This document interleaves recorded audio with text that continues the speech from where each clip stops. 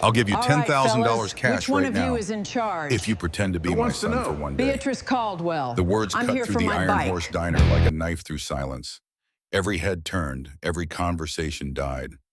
An 86-year-old woman stood in the doorway of the most dangerous biker bar in 3 counties, her white hair perfectly set, her floral dress pressed and proper, completely out of place among the leather and chrome and danger. Before we dive into this incredible story, please hit that subscribe button and ring the notification bell. Stay with me until the very end because this story takes turns you won't believe. And drop a comment telling me what city you're watching from. I love seeing how far these stories travel. Now let's get back to Beatrice Caldwell and the most desperate gamble of her life. Rooster didn't move from his seat at the back booth. Didn't need to. His reputation moved for him. President of the Hells Angels, 6'3" of muscle and scar tissue, face like weathered leather eyes that had seen things that would break most men. Those eyes were fixed on the old woman now, studying her like she was a puzzle he couldn't quite figure out. "Ma'am," one of the younger angels said, standing up from the bar, "I think you got the wrong place. I know exactly where I am." Her voice didn't shake. That was the first surprise. "I'm looking for Rooster." The temperature in the room dropped 10 degrees. Nobody used that name unless they knew him, unless they had business. The kind of business that usually ended badly. Rooster raised one hand, a small gesture that meant everything. The young angel sat back down. The old woman walked forward, her sensible shoes clicking on the floor, her leather handbag clutched in both hands like a shield. She walked right up to his booth and stopped. "You're him," she said. "Not a question. Depends on who's asking." Rooster's voice was gravel and whiskey. "My name is Beatrice Caldwell." She set the handbag on his table with a thump that suggested weight, real weight. "And I need to hire you. We don't do protection. We don't do collections. We don't do... I need you to pretend to be my son for one day, just one day. I have cash." The silence was different now. Confused. Intrigued. Rooster leaned back in his seat, studying her face. No fear there. Just determination so fierce it bordered on desperate. "Lady, I don't know what you think." She unzipped the handbag, pulled out stacks of bills, rubber-banded and organized, started laying them on the table. 1, 2, 3, 4, 10 stacks total. $10,000, she said. "Cash, right now. All you have to do is walk into a lawyer's office with me at 3 o'clock this afternoon and tell him you're Richard Caldwell, my son." Rooster looked at the money, looked at her. "Your son know about this plan." Something flickered in her eyes then. Pain, old and deep and carefully hidden. "My son disappeared 22 years ago," she said quietly. "He's presumed dead." The confession hung in the air like smoke.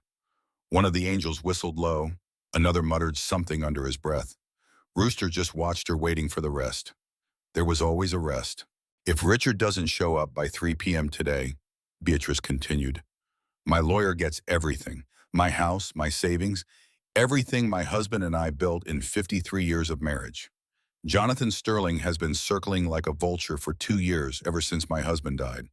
He's been trying to have me declared incompetent, mentally unfit. He wants to control my estate, and if Richard doesn't appear to claim his inheritance today, Sterling gets his wish." "Why today?" Rooster asked. "Because today is the deadline set by my husband's will. Richard had to appear within 25 years of his disappearance to claim his share. Today is exactly 25 years. Her hands were shaking now just slightly. "Sterling arranged it that way. He knew. He's been waiting for this day." Rooster picked up one of the stacks, thumbed through it. Real bills, all hundreds.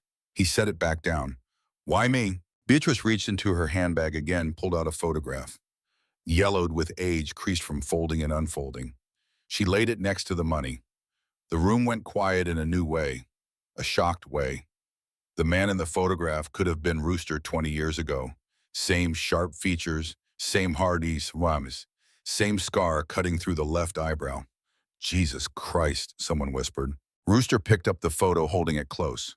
The resemblance was uncanny, disturbing. The scar was what got him. Same place, same shape, like looking at a ghost of himself. "How did you find me?" His voice was different now, careful. "I didn't, not at first." Beatrice sat down across from him without being invited. exhaustion in every line of her body. I've been looking at bikers for 2 months, going to different clubs, different bars, looking for someone who could pass for Richard. Yesterday, someone told me about you. Said there was a man at the Iron Horse who looked like he'd been through hell and come out harder. Said you had a scar. She pointed to his eyebrow. Just like Richard's. How'd your son get his scar? Fell off his bicycle when he was 7. Needed 6 stitches. Her eyes were wet now. How'd you get yours? Bar fight 15 years ago. Rooster set the photo down carefully. I'm not your son, lady. I know that, but you could be. For one day. For 3 hours. She leaned forward. Please, I have nowhere else to go. No one else to turn to. Sterling has lawyers. He has connections. He has power. All I have is the truth that Richard might still be alive. And if I show up with someone who looks enough like him, who has the same scar, who could possibly be him after 22 years, it might be enough. Just enough to stop Sterling from stealing everything. Rooster looked at the money again. $10,000. That was 2 months of income for the club. Could fix the roof on the clubhouse. Could buy parts for 3 bikes. Could do a lot. What makes you think this lawyer won't call the cops, he asked. Report fraud. Because if he does, we'll tell them why. We'll expose what he's been doing, the pressure he's been putting on me, the way he's been manipulating my finances, the forged documents I found in his office. She reached into the handbag again, pulled out a folder. I'm old, but I'm not stupid. I've been collecting evidence for 6 months. Sterling thinks I'm a confused old woman who doesn't understand her own accounts. He's wrong. Rooster opened the folder. Bank statements, legal documents, handwritten notes and shaky script. His eyes moved over the numbers, the highlighted sections, the careful documentation of dates and transactions. He's been moving your money, Rooster said. Small amounts at first, then larger. Always with plausible explanations. Always with papers for me to sign. Papers I thought were routine. Papers I trusted him with because he was my husband's lawyer for 30 years. Her voice hardened. I was a school teacher for 41 years. I taught mathematics. I'm very good with numbers. Once I started paying attention, I saw it all. Why not go to the police? I did. They said it was a civil matter. Said I needed to hire a lawyer. She laughed bitter and sharp. How do you hire a lawyer to fight a lawyer when he controls your accounts? When he's convinced the bank that you're mentally declining? When he has doctor's notes suggesting you're confused and forgetful? Are you, Rooster asked bluntly, confused, forgetful? Beatrice met his eyes without flinching. I can recite pi to 30 digits. I can tell you every president in order and their years of service. I remember the name of every student I taught in 4 decades. My mind is sharp as it ever was. But I'm 86 years old, and that's all people see. An old woman, an easy mark. Rooster closed the folder, looked at the photo again. At the money, at this old woman who'd walked into the most dangerous place in town without hesitation, carrying $10,000 in cash, asking the impossible. If I do this, he said slowly, and that's a big if, what's the play? I walk in, say I'm Richard Caldwell, and then what? Then you claim your inheritance, sign the papers, revoke Sterling's power of attorney, take control back from him. She pulled out more papers. I had a different lawyer draw these up. Someone Sterling doesn't know. Someone I paid with money I've been hiding for months. If you sign these papers as Richard Caldwell, witnessed by a notary, it nullifies everything Sterling has done. That's fraud. That's survival. Rooster studied her, really studied her, the set of her jaw, the steel in her spine, the desperation barely controlled behind her proper manners and polite voice. You got guts, lady, walking in here, asking this. I've got nothing left to lose. Everything that matters is already gone. My husband, my son, my health slowly, my independence if Sterling wins. The house is just a house, but it's the last piece of the life I built, the last piece of dignity. I won't let him take it without a fight. Even if that fight is a lie. Sometimes a lie is the only truth that matters. The words sat between them, heavy with meaning. Around the bar, the angels were watching, listening, waiting to see what Rooster would do.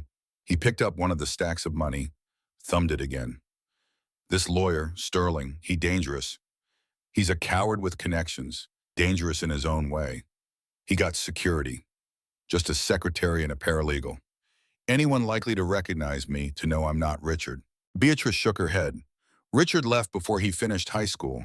Ran away at 17, kept running. I got 3 postcards in 22 years.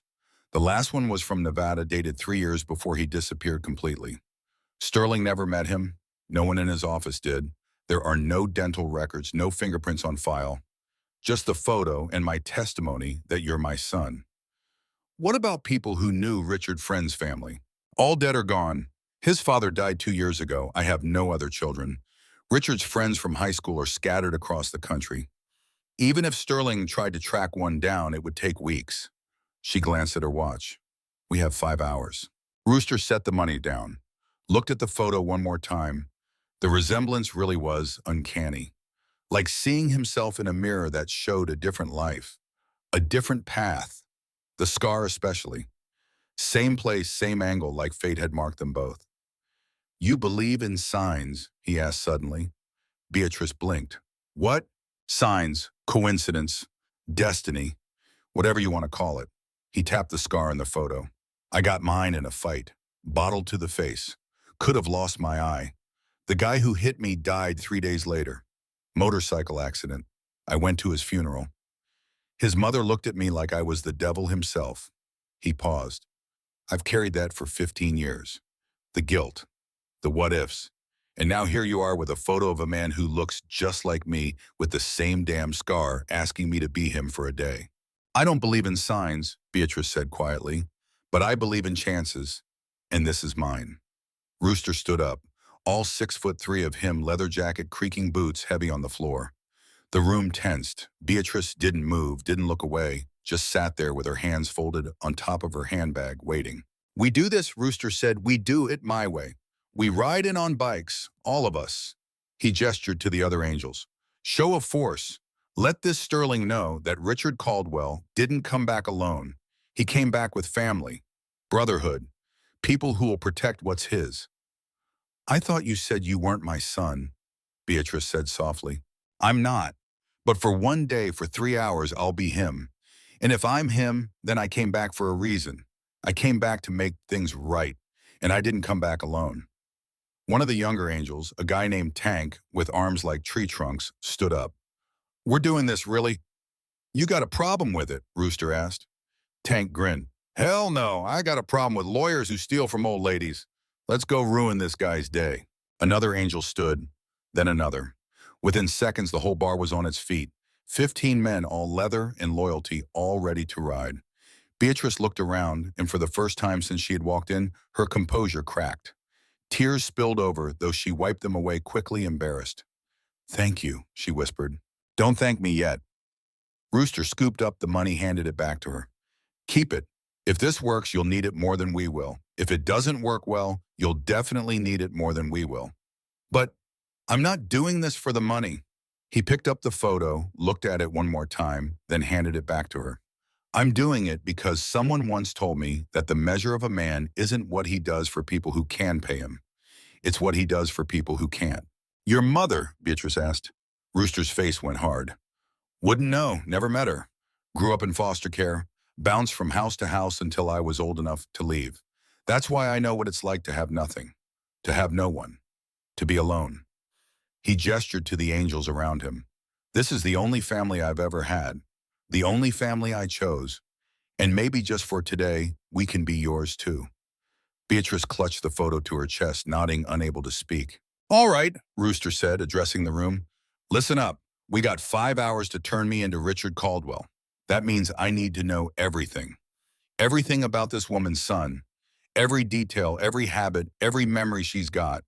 Because if we walk into that lawyer's office and I can't answer basic questions, this whole thing falls apart. He turned back to Beatrice. You up for this because it's going to be intense. I'm going to ask you things that'll hurt. Things about Richard, things you maybe haven't talked about in years. You need to tell me everything, even the stuff that makes you cry. Especially the stuff that makes you cry, because that's what'll make it real. Beatrice squared her shoulders. Ask me anything. Good. Rooster pointed to a back room. We'll talk in there, private. The rest of you get the bikes ready. Check the oil, tambourine, check the tires. We ride out at 2:30. I want to roll up to this lawyer's office looking like an army. Where's the office? Tank asked. Beatrice gave him the address. Tank whistled. That's downtown. Fancy district. Security cameras everywhere. Good, Rooster said. Let them see us coming. Let them know that Richard Caldwell brought his people with him. Let this sterling sweat before we even walk in the door. The angels scattered energy crackling through the bar now. This was the kind of thing they lived for. Not violence, not crime, just the simple act of standing up for someone who couldn't stand up for themselves. It's what brotherhood meant. It's why they wore the patch. Rooster led Beatrice to the back room, a small office cluttered with papers and motorcycle parts. He cleared off a chair for her, then sat across from her, elbows on his knees, listening. Start from the beginning, he said. Tell me about Richard. And she did. She told him about a boy who loved books and hated school, who played guitar badly but with passion, who got into fights defending kids who were bullied, who dreamed of traveling the world on a motorcycle, seeing everything being free. He was sensitive, Beatrice said. Too sensitive for this world. His father didn't understand that. Thought he needed to toughen up. They fought constantly about everything, school, friends, the future. Richard wanted to be a musician. His father wanted him to go to college, get a degree, get a real job. She smiled sadly. They were both too stubborn to compromise.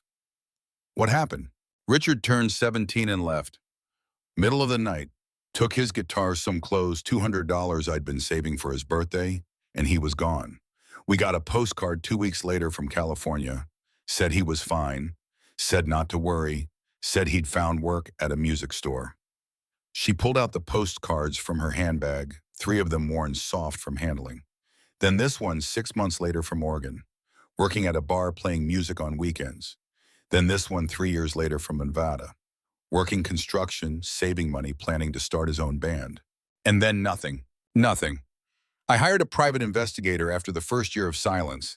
He found that Richard had been living in Reno, had a small apartment, a job at a construction site. Then one day he just didn't show up for work. Disappeared. His apartment was cleared out. His truck was found abandoned at a bus station.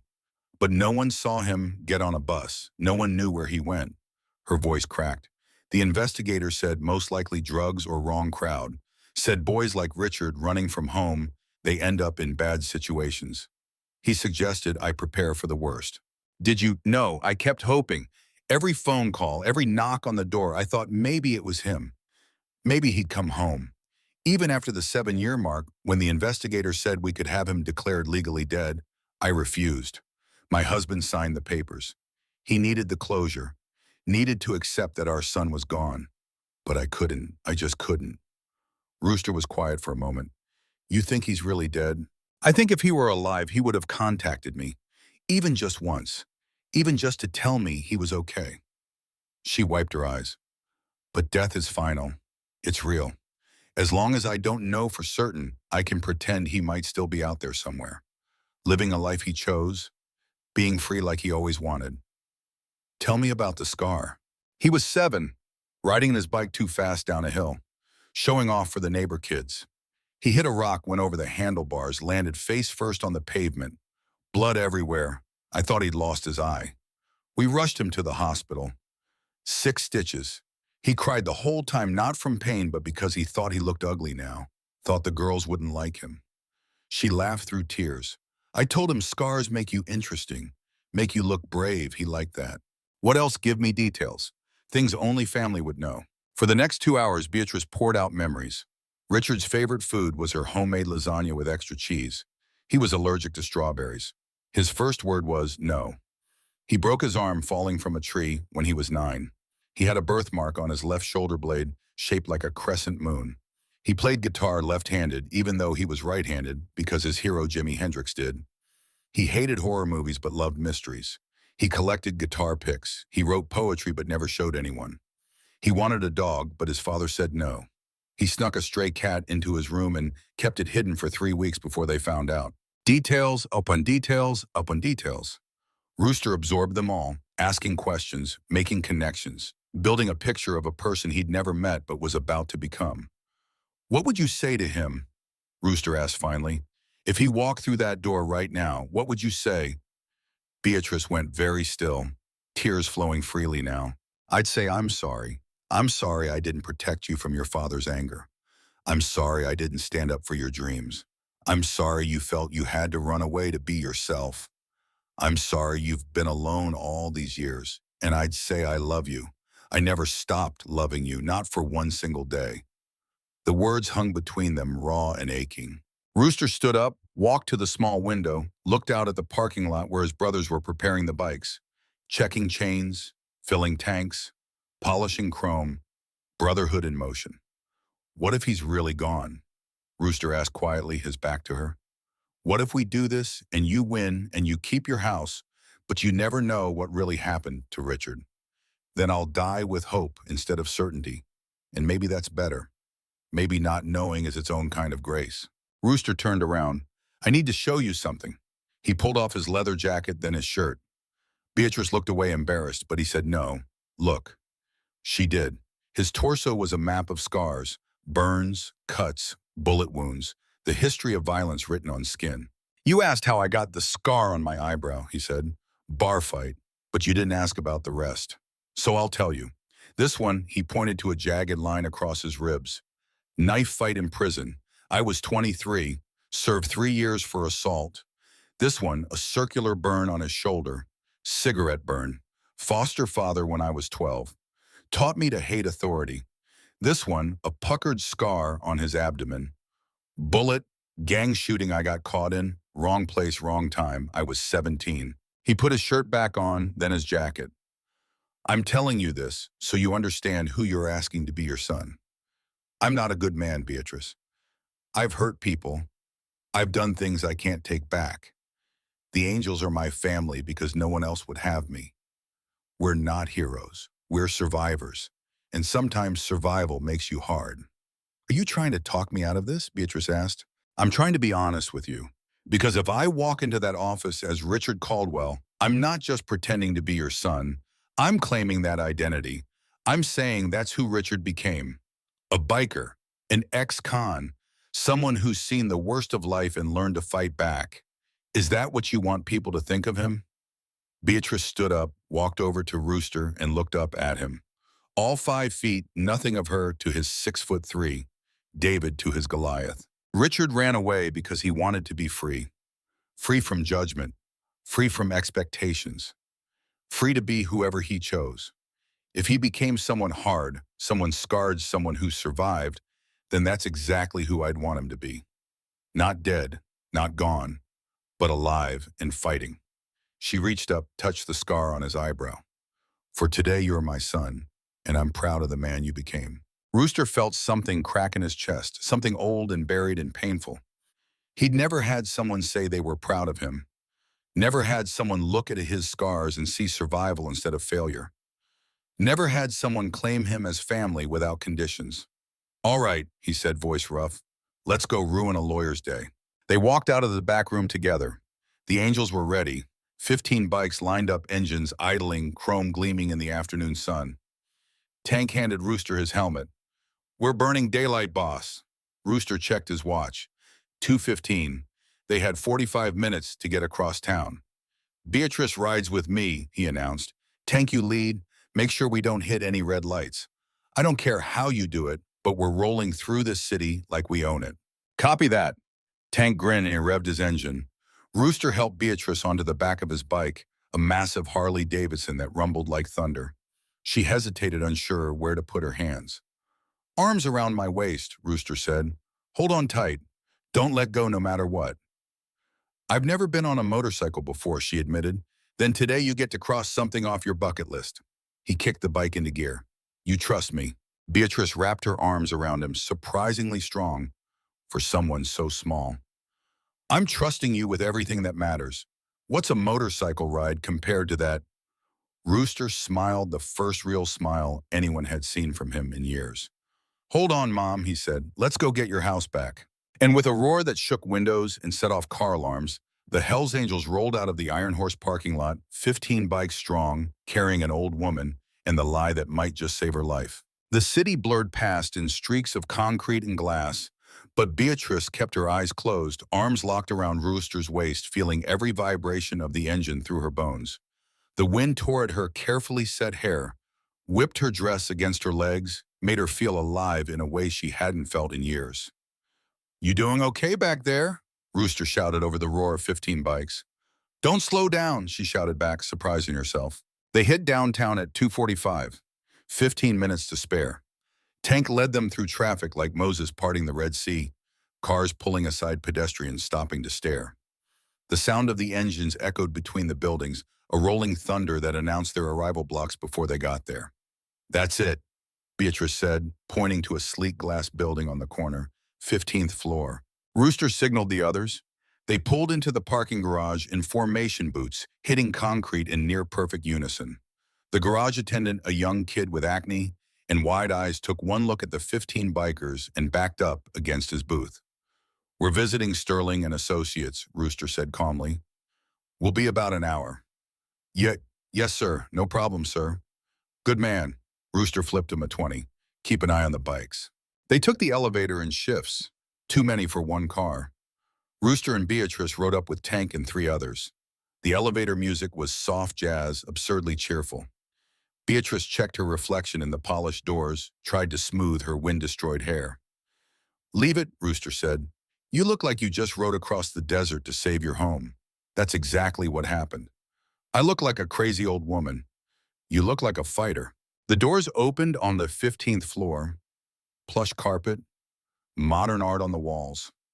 A reception desk with a young woman in a business suit who looked up and froze, her professional smile dying on her lips. "Can I help you?" Her voice was steady, but her hand moved toward the phone. "We're here to see Jonathan Sterling," Rooster said. "He's expecting us." "I don't have any appointments scheduled for." "He's expecting us," Rooster repeated, voice harder now. "Tell him Richard Caldwell is here." "With his mother." The receptionist's eyes widened. She looked at Beatrice, recognition flickering. "Mrs. Caldwell." "Hello, Jennifer." Beatrice's voice was ice. "Is he in?" Jennifer picked up the phone, pressed a button, waited. "Mr. Sterling, there's a Mrs. Caldwell here with several gentlemen. They say Richard Caldwell is here to see you." She listened, her face going pale. "Yes, sir, right away, sir." She hung up. "He'll see you now, conference room B down the hall on the left." "Just me and Richard," Beatrice said. "The others will wait here." "The hell we will," Tank said. "Tank." Rooster's voice was quiet but absolute. "She's right. Too many of us, and we look like we're here to intimidate. Just me and her. You boys wait here. Make yourselves comfortable." Tank looked at the receptionist. "You got coffee?" Oh, yes." "Good. We'll take some. Black. All of us." He sat down in one of the waiting room chairs, his weight making it creak. The others followed suit, filling the elegant space with leather and steel and barely contained energy. Rooster offered Beatrice his arm. "Ready." She took it, her small hand trembling slightly. "As I'll ever be." They walked down the hall together, past offices with closed doors, past paralegal stations, where people looked up and stared. The conference room was at the end, double doors of frosted glass. Rooster pushed them open without knocking. Jonathan Sterling stood at the head of a massive mahogany table, 3 other people with him.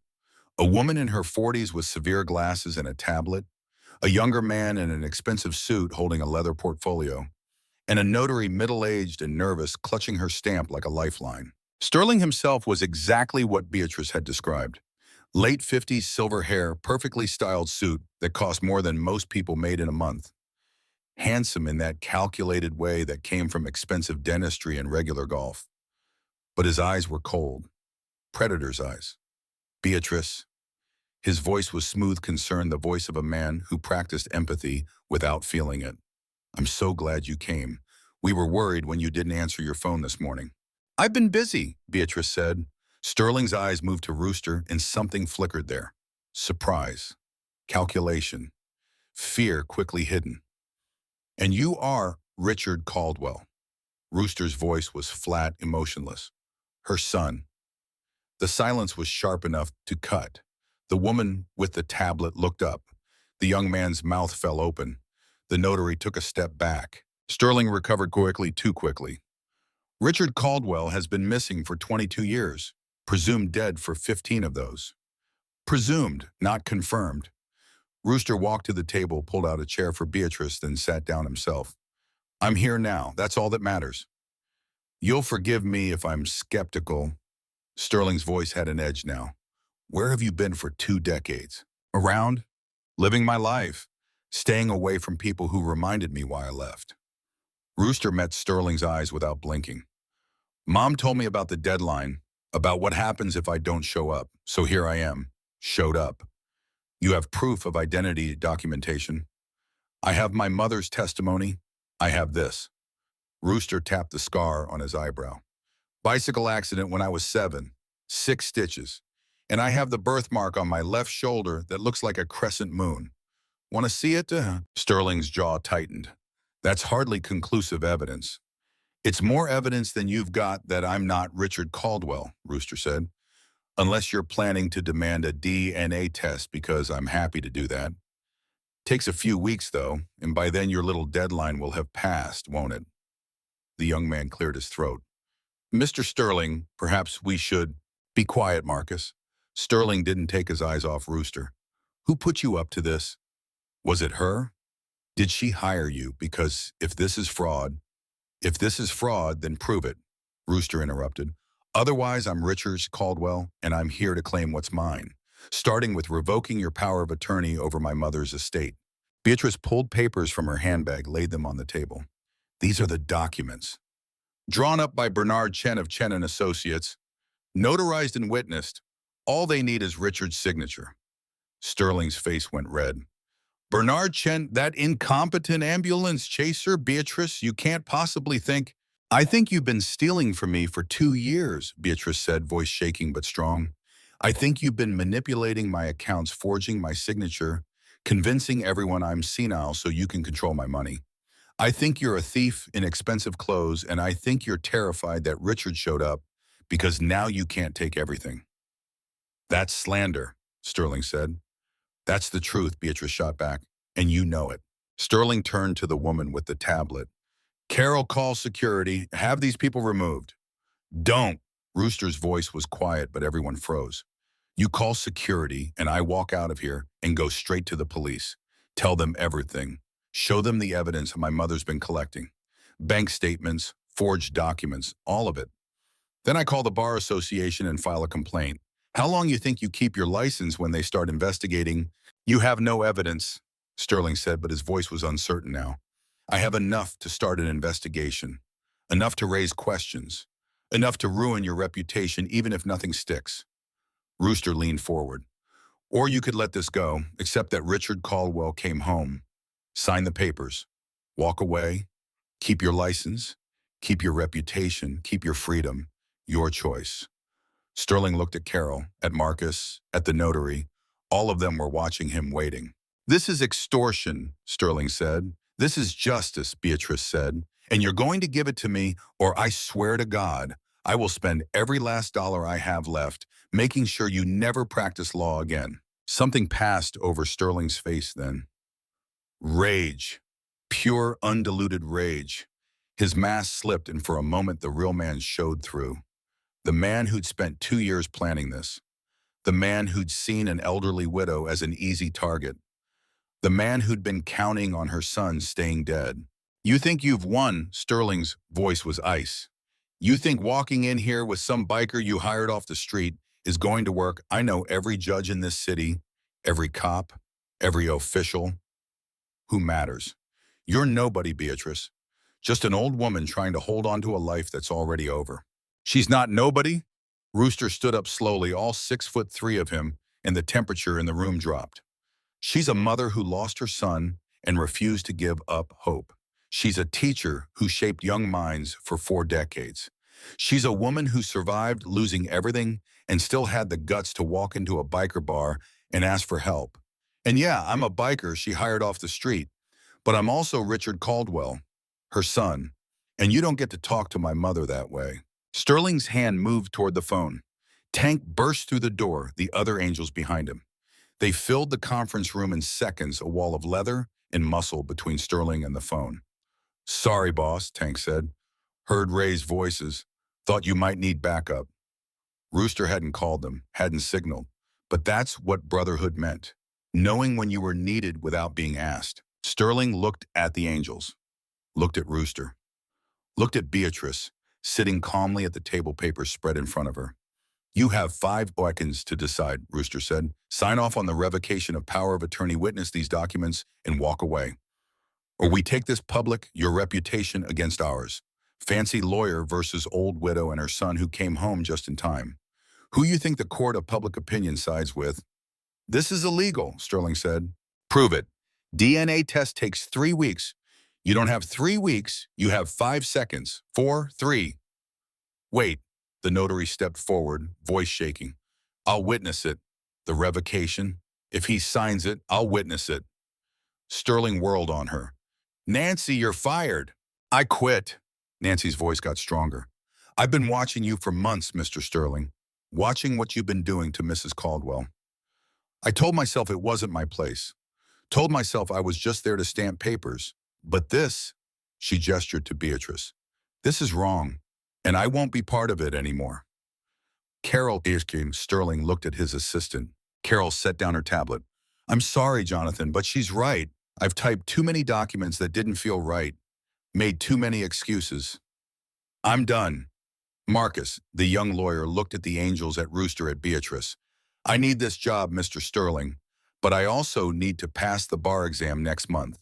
And I can't do that if I'm under investigation for fraud. Sterling was alone, surrounded by people who turned against him, surrounded by bikers who looked ready to break him in half, surrounded by the ruins of his carefully constructed plan. He grabbed a pen, signed the papers with savage, angry strokes. There, you want it? You've got it. But this isn't over, Beatrice. I'll find a way to... To what? Rooster leaned close, voice dropping to a whisper that somehow carried through the entire room. To threaten an old woman, to steal from someone who trusted you. You're done, Sterling. Walk away while you still can. Sterling threw the pen down, grabbed his briefcase, and walked out. His footsteps echoed down the hall, fast and angry. Nancy picked up the papers, examined the signatures, pulled out her notary stamp. Mrs. Caldwell, I need to see identification. And you, Mr. Caldwell. Beatrice handed over her driver's license. Rooster hesitated, then pulled out his wallet, extracted his ID. Nancy looked at it, looked at him. This says your name is Robert Connolly. The room went silent. Tank shifted hand moving toward his belt. Rooster met Nancy's eyes, saw her understanding, saw her decision being made in real time. Also known as Rooster, he said quietly. But my legal name was changed when I was 18. Court order, sealed records. Before that, my name was Richard Caldwell. Foster care screwed up the paperwork, put me in the system under the wrong name. Took years to fix it, or to try to fix it. It was a lie, a good lie.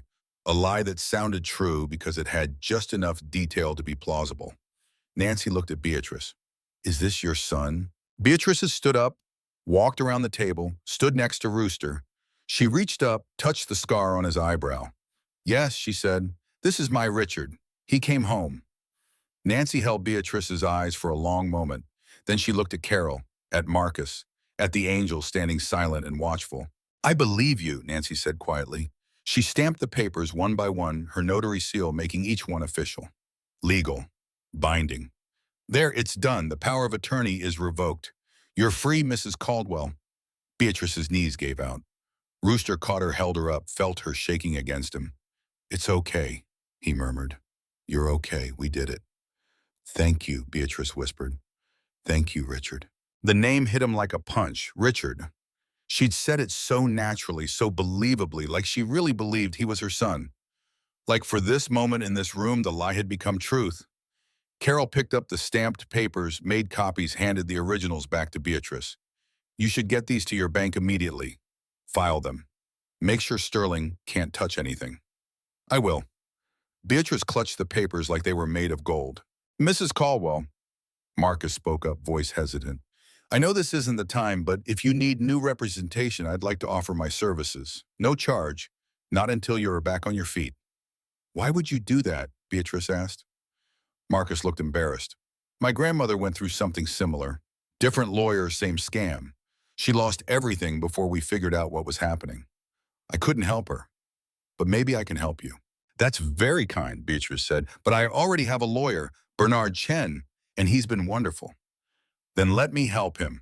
Two lawyers are better than one, especially when cleaning up a mess like this. Marcus pulled out a business card, handed it to her. Please, just think about it. Beatrice took the card, nodded. I will. Thank you, Marcus. They left the conference room together, all of them, a strange procession of angels and allies. The receptionist didn't look up as they passed. Smart woman. In the elevator, Tank started laughing, couldn't help himself. It started low, then built, until his whole body shook with it. We just robbed a lawyer without firing a shot, he said. Boss, that was beautiful. We didn't rob anyone, Rooster said. We just gave Mrs. Caldwell back what was hers. Same thing in my book. They hit the parking garage, the bikes waiting right where they'd left them. The attendant was still there, looking relieved to see them go. Thank you for your help, Beatrice told the angels. All of you, I don't know how to repay. You don't, Tank said. That's not how this works. You needed help. We helped. That's all. But the money said, keep it, Rooster said. Sterling's going to fight this. Maybe not today, maybe not tomorrow, but eventually he'll find a way to cause trouble. You'll need that money for lawyers. Real lawyers. Good ones.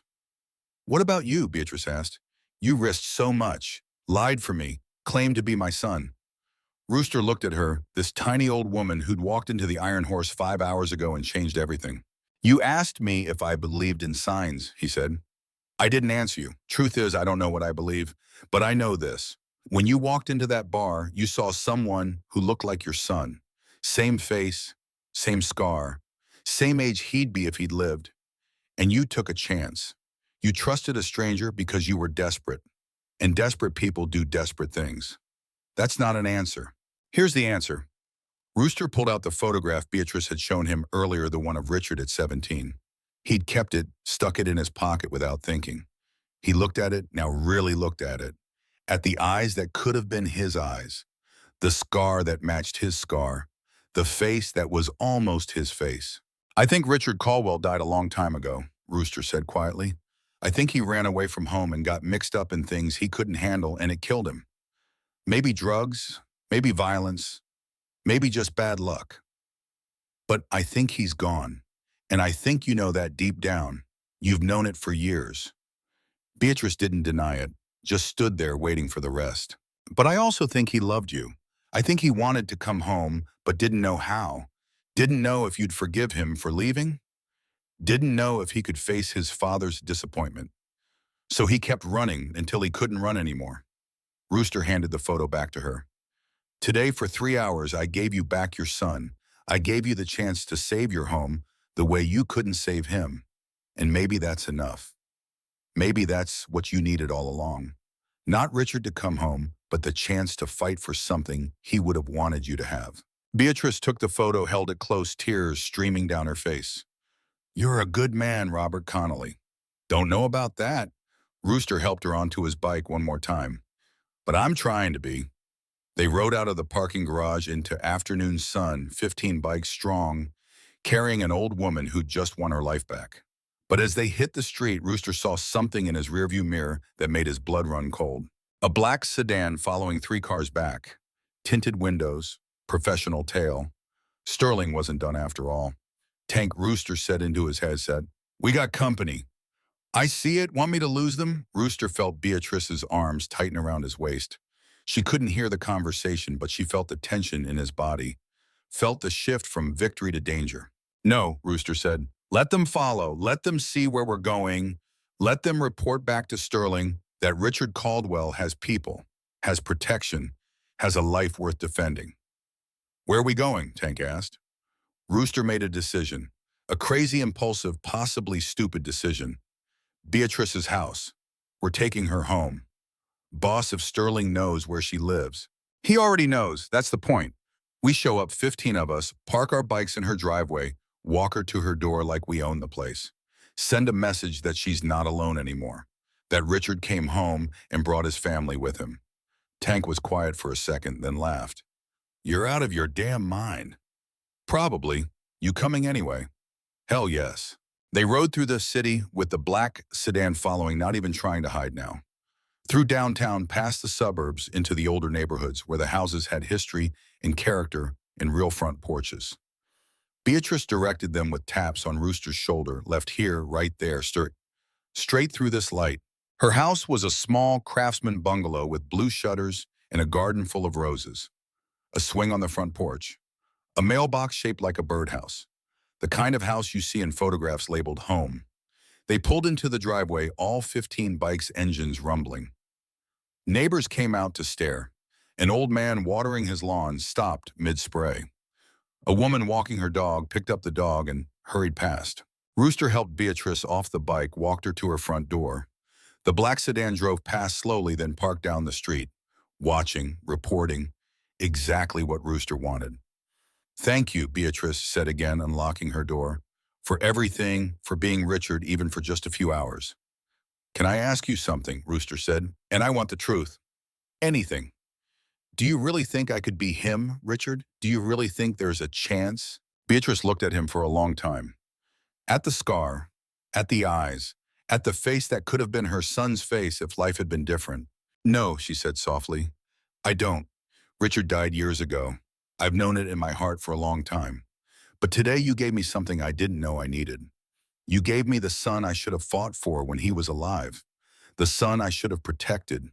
The son I should have told to follow his dreams instead of his father's expectations.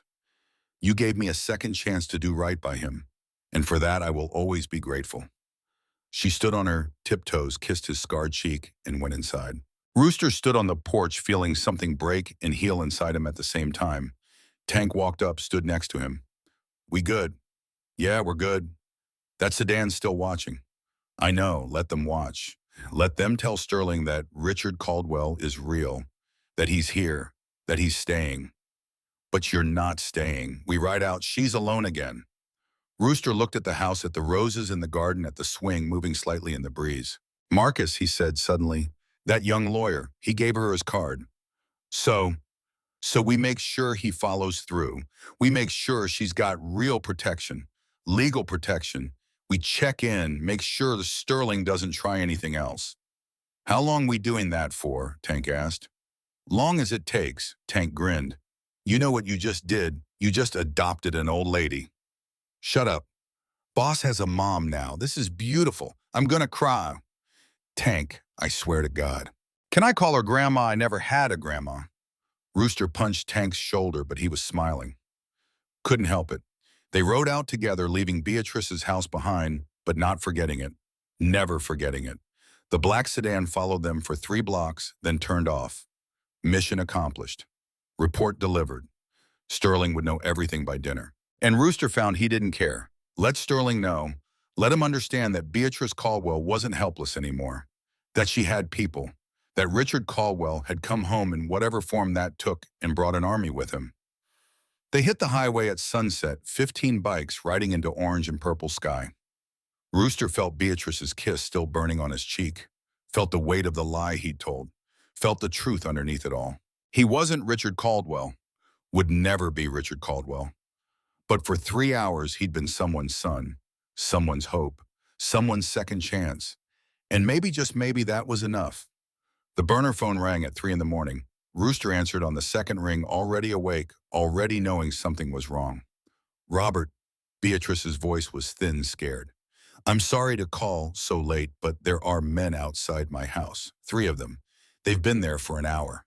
Rooster was out of bed before she finished talking. "You call the police? They said they'd be here in 20 minutes. That was 40 minutes ago." "Lock your doors. Don't open them for anyone. We're coming." He didn't wait for her response. Hung up, grabbed his jeans, his boots, his cut. Hit the group text that went to every angel in the chapter. 3 words: "Beatrice needs us." His phone lit up with responses. "On my way. Rolling out. Be there in 10. Rooster was on his bike in under 2 minutes, the engine roaring to life in the quiet night. Tank pulled up beside him 30 seconds later, eyes alert despite the hour. "What's the play?" Tank asked. 3 guys watching her house. Police won't show. We make them leave." "How hard we going?" "Hard as we need to." They rode through empty streets, pushing 80 in a 45 zone, blowing through red lights. 4 more angels joined them at the first intersection, 3 more at the second. By the time they hit Beatrice's neighborhood, they were 12 strong. The sedan was still parked down the street. Different one from earlier. Newer. 3 shapes visible inside. When the bikes came roaring up, the sedan's headlights flicked on. Rooster killed his engine, climbed off, walked straight toward the sedan, the other angels spreading out behind him like a formation of war. The driver's window rolled down. A man in his 30s, gym-built, wearing a cheap suit. Private security, not police. Hired muscle. Help you with something.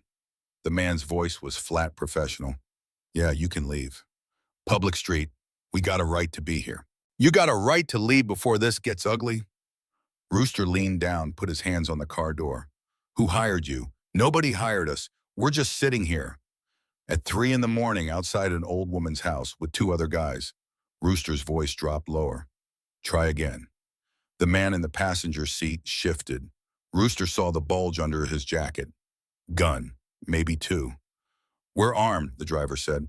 Licensed, legal. You start something, it ends badly for you. Maybe? Rooster straightened up, pulled out his phone, started taking pictures. The sedan, the license plate, the faces of all 3 men through the windows. But you know what's also legal? Me documenting harassment. Me calling every news station in town and telling them a corrupt lawyer hired armed men to intimidate an 86-year-old widow.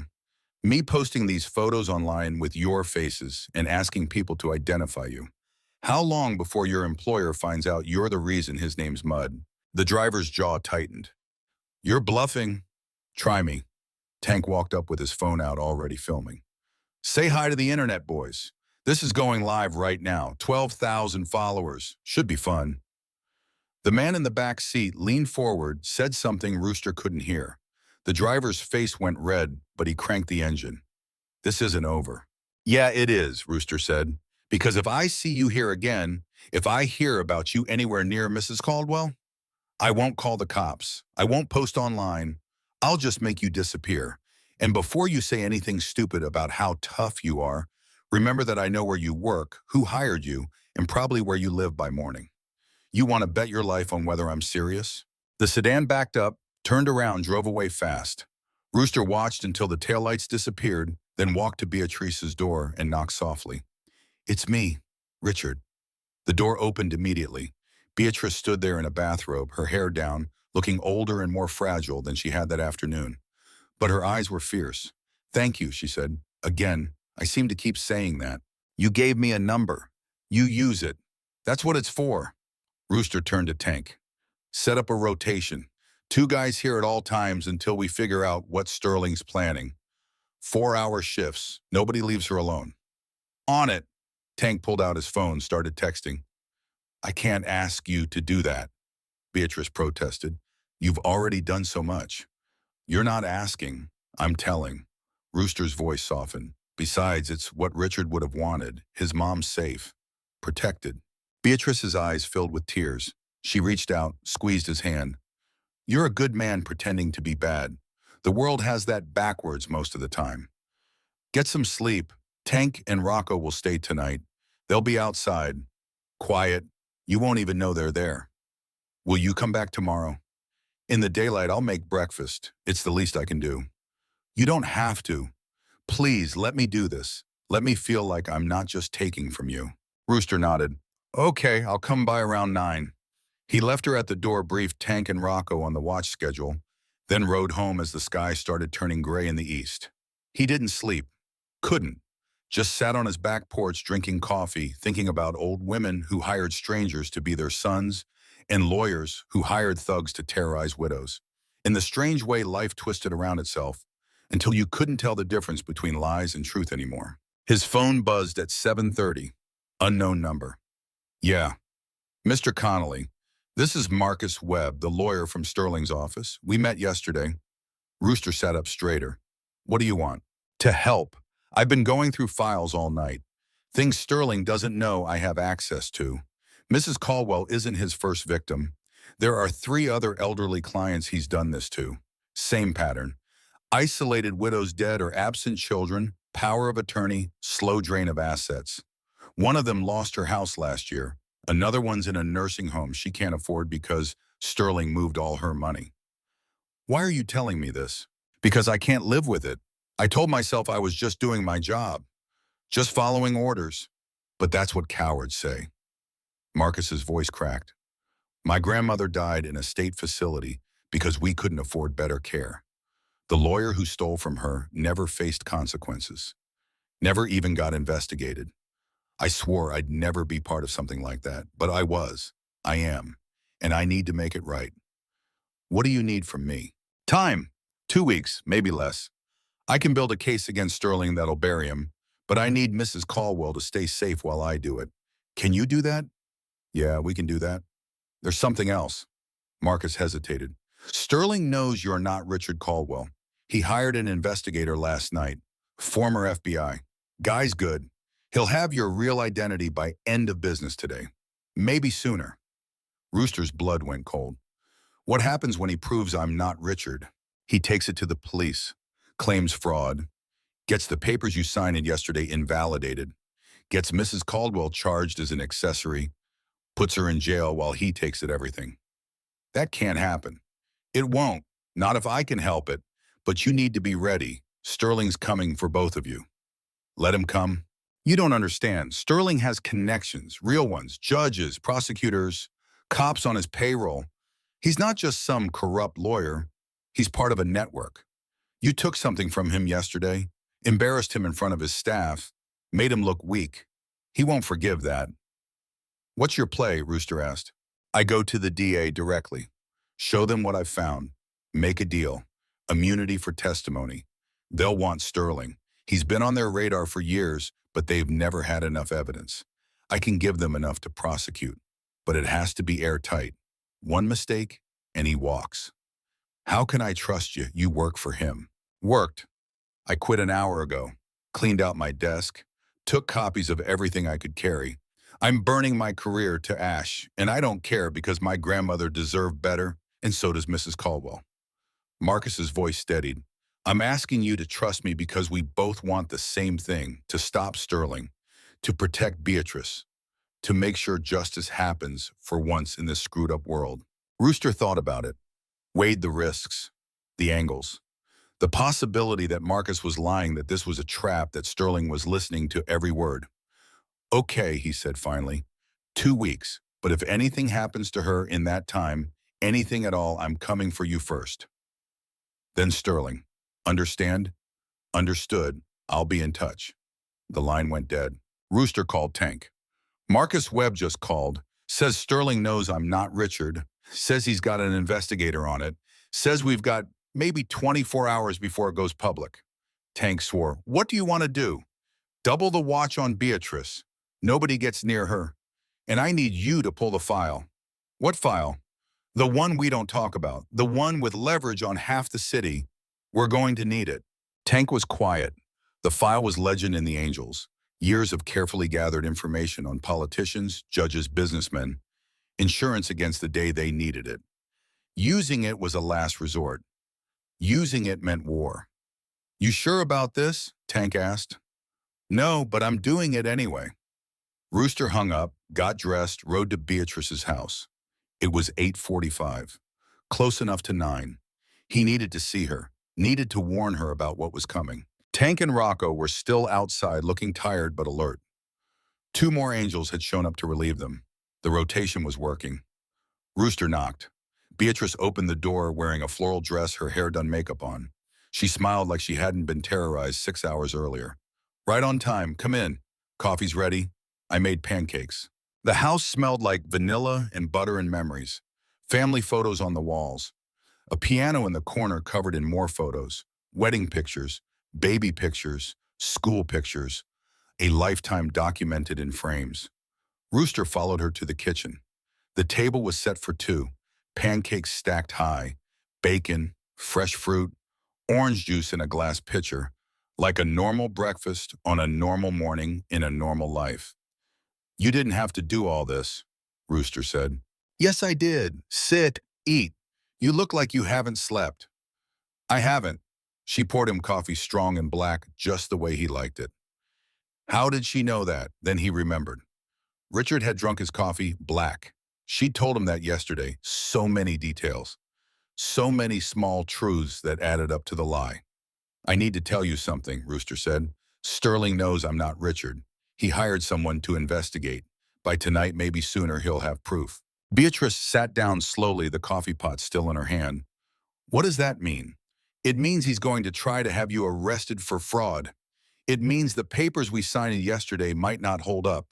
It means everything we did could fall apart. Then we fight. Her voice didn't shake. We fight, and we don't stop fighting until we win. Beatrice, you could go to jail. At your age, that's... I don't care. She set the coffee pot down, hard sloshing liquid onto the table. I don't care about jail. I don't care about the house. I care about one thing: making sure Jonathan Sterling doesn't win. Making sure he doesn't get away balked with what he's done. If going to jail is what it takes, then that's what happens. You don't mean that. Yes, I do. She leaned forward and he saw the steel in her again. The same steel that had walked into the Iron Horse and demanded help. I'm 86 years old. I've lived a good life, a full life. I've loved and lost and taught and learned and seen my share of joy and sorrow. If I die in a jail cell fighting against someone who hurt people, that's a good death. Better than dying quiet in a nursing home, drugged into silence, forgotten by everyone. Don't talk like that. Why not? It's the truth. We're all dying, Richard. Some of us just know it's coming sooner than others. The name hit him again. Richard. She kept using it, kept calling him that, like the lie had become so natural she'd forgotten it was a lie. I'm not Richard, he said quietly. You know that. I know. She reached across the table, took his hand. But you're more Richard than anyone else could ever be. You're the man he would have been if he'd survived. If he'd grown up hard and scarred and strong. You're the son I wish I'd raised, the son I needed yesterday, the son I need today. Her grip tightened. So yes, you're Richard. Not by blood, not by birth, but by choice, by action, by being here when I needed someone. That's more real than any DNA test. Rooster felt something crack inside him, something old and calcified and painful. He'd spent his whole life being nobody's son, nobody's anything except what he made himself. And here was this old woman telling him he was hers. Marcus called me, he said, voice rough. The young lawyer, he's building a case against Sterling, says he's got evidence of other victims, says he can take Sterling down if we give him 2 weeks. Do you trust him? I don't know, but I don't have a better option. Then we give him 2 weeks. We hold the line. We protect what's ours. Beatrice squeezed his hand once more, then let go, picked up her fork. Now eat your breakfast before it gets cold. I didn't wake up at 6 to cook for nothing. They ate together in comfortable silence. Rooster couldn't remember the last time someone had made him breakfast. The last time he'd sat at a kitchen table with food and family in the simple act of breaking bread. It felt foreign and familiar at the same time, like coming home to a place he'd never been. His phone buzzed. Tank. Boss, we got a problem. Cop just pulled up. Says he needs to talk to Mrs. Caldwell. Says it's official business. Rooster stood up. I'll be right there. What is it? Beatrice asked. Police, stay inside. He walked out the front door. A patrol car was parked at the curb. A cop in his 40s, gut hanging over his belt, bored expression on his face. He looked at Rooster at the angels flanking the house, and his hand moved toward his weapon. Easy, Rooster said. Nobody's armed. We're just here visiting. You, Robert Connolly. Depends who's asking. The cop pulled out a folded paper. I've got a restraining order here. Says you're not allowed within 500 feet of Mrs. Beatrice Caldwell or her property. Judge signed it this morning. Rooster's blood went cold. On what grounds? Harassment, fraud, impersonation. Take your pick. The cop handed him the paper. You need to leave now, all of you. That's garbage. She called us here. She wants us here. Doesn't matter what she wants. Order's been issued. You stay, I arrest you. The cop looked at Tank, at the other angels. All of you. Beatrice came out onto the porch. Officer, there's been a mistake. I didn't request a restraining order. Didn't come from you, ma'am. Came from your attorney, Jonathan Sterling. He filed it on your behalf, says you're being coerced. says these men are dangerous. That's a lie, Beatrice said. Sterling doesn't represent me anymore. I fired him yesterday. The cop shrugged. Not what the judge heard. Far as the court's concerned, Mr. Sterling is still your legal representative. And he says you need protection from these guys. I need protection from Sterling, not from them. Ma'am, I'm just doing my job. I don't make the laws. I just enforce them. The cop looked at Rooster. You've got 5 minutes to clear out. After that, I start making arrests. Rooster felt rage building in his chest. Hot and dangerous. Sterling had outplayed them. Used the system against them. Weaponized the law to isolate Beatrice so as to leave her vulnerable to take back control. Beatrice, go inside, Rooster said. Lock the doors. Don't open them for anyone except Marcus Webb. I'm not afraid of Sterling, she said. I know, but I need you safe, please. She looked at him, understanding passing between them. She nodded, went inside, closed the door. Rooster turned to Tank. Pull everyone back. We can't help her if we're in jail. Boss, we can't just leave her. We're not leaving her. We're regrouping. Rooster looked at the cop. How long's the restraining order good for? 30 days, renewable if the judge agrees. Who's the judge? The cop checked the paper. Margaret Holbrook. Rooster's stomach dropped. Judge Holbrook was in the file. The Angels had leverage on her. Not much, but enough. A drunk driving incident from 5 years ago. Covered up. Sealed. If it got out, her career was over. Using that leverage meant crossing a line, meant becoming exactly what people thought the Angels were. Criminals. Extortionists. The bad guys. But it also meant keeping Beatrice safe. Let's go, Rooster told the Angels. They mounted up engines, roaring to life. The cop watched them leave, satisfied he'd done his job. Rooster rode to the clubhouse, the anger burning hotter with every mile. Inside, he went straight to the vault, pulled the file, found Judge Holbrook's folder, stared at the contents. Photos, police reports, witness statements, everything needed to destroy a career. Tank walked in. You really going to do this? You got a better idea. Yeah, we go to the DA like Marcus said. We build the case legal. We don't become the thing we hate. That takes time Sterling can use to hurt Beatrice, to manipulate the system to win. Rooster slapped the folder down on the table. This is instant. This gets the restraining order dropped today. This protects her now and makes us blackmailers. We're already criminals in everyone's eyes. Might as well use it for something that matters. That's not how it works. That's not who we are. Tank pointed at the folder. We kept that file for defense, for protection if someone came after us, not for offense, not to attack. Then what do we do? Let Sterling win. Let him take everything from her. Let him put her in a nursing home or jail while he spends her money. We trust Marcus. We trust the system to work. The system doesn't work, not for people like Beatrice, not for people without money or power or connections. Rooster's voice rose. Sterling has a word that he bought the judge, he bought the cops, he bought the system, and you want me to play by rules he's already broken. I want you to be better than him. The words hung between them. Rooster looked at Tank, saw the disappointment in his brother's eyes, felt the weight of the choice pressing down on him. When did you become the moral compass? Rooster asked bitterly. When you stopped being one. Rooster picked up the folder, held it, felt its weight. The power it represented, the destruction it could cause, the line it would cross. He thought about Beatrice calling him Richard, about her saying he was the son she wished she'd raised, about her trusting him to do the right thing. He put the folder back in the vault. Okay, he said. We do it your way. We wait for Marcus. We trust the system. But if anything happens to her, if Sterling touches her, if she gets hurt because we didn't act, that's on both of us. I'll live with it, Tank said. Yeah, me too. His phone rang. Unknown number again. This is Rooster. Mr. Connolly, this is Margaret Holbrook. Judge Holbrook, I need to speak with you about the restraining order I issued this morning. Rooster's heart stopped. I'm listening. I want you to know that I had no choice.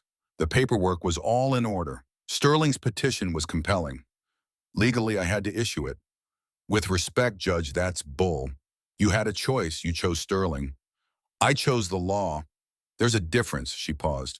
but I'm calling to tell you that I'm scheduling a hearing for tomorrow morning, 9 a.m. You and Mrs. Caldwell can present your case. If you can show that the restraining order isn't warranted, I'll dissolve it." Why would you do that?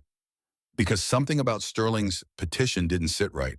Because I've been a judge for 20 years, and I know when someone's manipulating the system. And because I looked into your background, Mr. Connolly, you're not a good man, but you're not a predator either.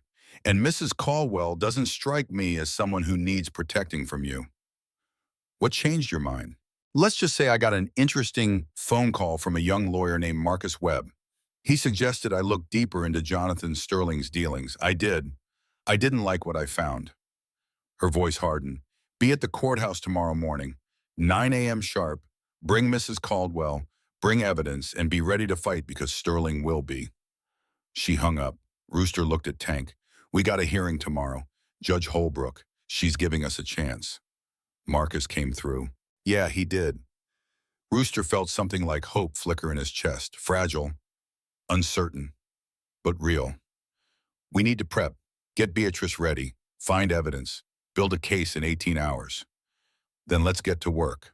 They spent the rest of the day gathering everything: bank statements, legal documents, witness statements from the other victims Marcus had found, phone records showing Sterling's calls to the private security firm, photos of the sedan outside Beatrice's house, everything that proves Sterling's pattern of abuse, manipulation, and theft. At midnight, Rooster called Beatrice. "We've got a hearing tomorrow morning, 9 a.m., the restraining order hearing. Judge wants to hear both sides. I'll be ready." "Beatrice, this is it. This is our chance to stop him. But you have to be strong. You have to tell the judge everything. Don't hold back. Don't protect Sterling. Don't worry about being polite or proper. Just tell the truth." "I will, I promise. I'll pick you up at 8. We'll ride in together. All of us, all the angels." Rooster smiled. "Yeah, all of us. Let Sterling see what family looks like." He hung up, tried to sleep. Couldn't. Just lay in bed staring at the ceiling, thinking about courtrooms and judges and old women who hired strangers to be their sons. At 7 a.m., his phone rang. Beatrice. He answered, already knowing something was wrong. "Richard," her voice was shaking. "He's here. Sterling's here. At my house. He says he has papers for me to sign. He says if I don't, he'll have me arrested before the hearing. Please, I don't know what to do." Rooster was already running for his bike. "Don't sign anything. Don't let him in. I'm coming." 5 minutes.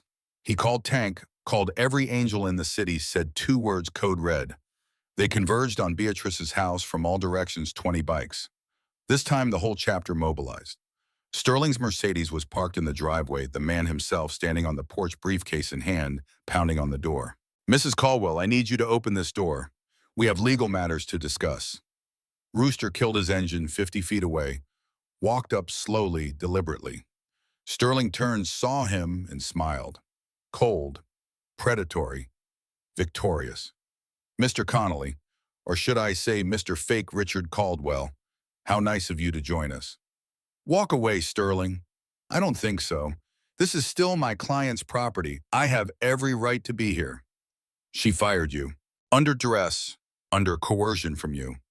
That makes it invalid." Sterling held up papers. "I have a new power of attorney here, properly drawn, legally binding. All Mrs. Caldwell needs to do is sign it, and this whole mess goes away." "She's not signing anything." "Then she goes to jail. I'll have her charged with fraud before lunch. Conspiracy to commit fraud, filing false documents, elder abuse for endangering herself by associating with criminals." Sterling's smile widened. "Your choice, Mrs. Caldwell. Sign the papers or spend your remaining years in prison." The door opened. Beatrice stood there, still in her bathrobe, hair undone, looking every one of her 86 years. But her eyes were clear, focused, fierce. "You want me to sign?" she asked Sterling. "Yes, it's for the best, trust me." "Trust you?" Beatrice laughed, bitter and sharp. "I trusted you for 2 years. I trusted you with my money, my future, my husband's legacy, and you tried to steal it all. That's a slanderous accusation." "That's the truth." She stepped forward and Sterling instinctively stepped back. "You think I'm weak because I'm old. You think I'll cave because I'm scared. You think you can intimidate me with lawyers and papers and threats of jail. She pointed at Rooster. But I hired him. This man, this biker, this criminal in your eyes. And you know what he did? He didn't steal from me. He didn't lie to me. He didn't manipulate me. He helped me. He protected me. He became the son I lost because he understood something you never will. Family isn't about blood. It's about showing up when someone needs you. This is very touching, Sterling said, but irrelevant. Sign the papers or face the consequences. No, Beatrice's voice was steel. I won't sign. I won't cave. I won't let you win. And if you want to put me in jail, then do it. But I promise you this, I'll fight you every step of the way. I'll tell everyone what you did. I'll expose you. I'll ruin you. And when I'm done, you won't have a license. You won't have clients. You won't have anything except the knowledge that an 86-year-old woman took you down. Sterling's face went purple with rage. You're making a mistake. No, I made a mistake 2 years ago when I trusted you. This is me fixing it. She stepped back inside, slammed the door.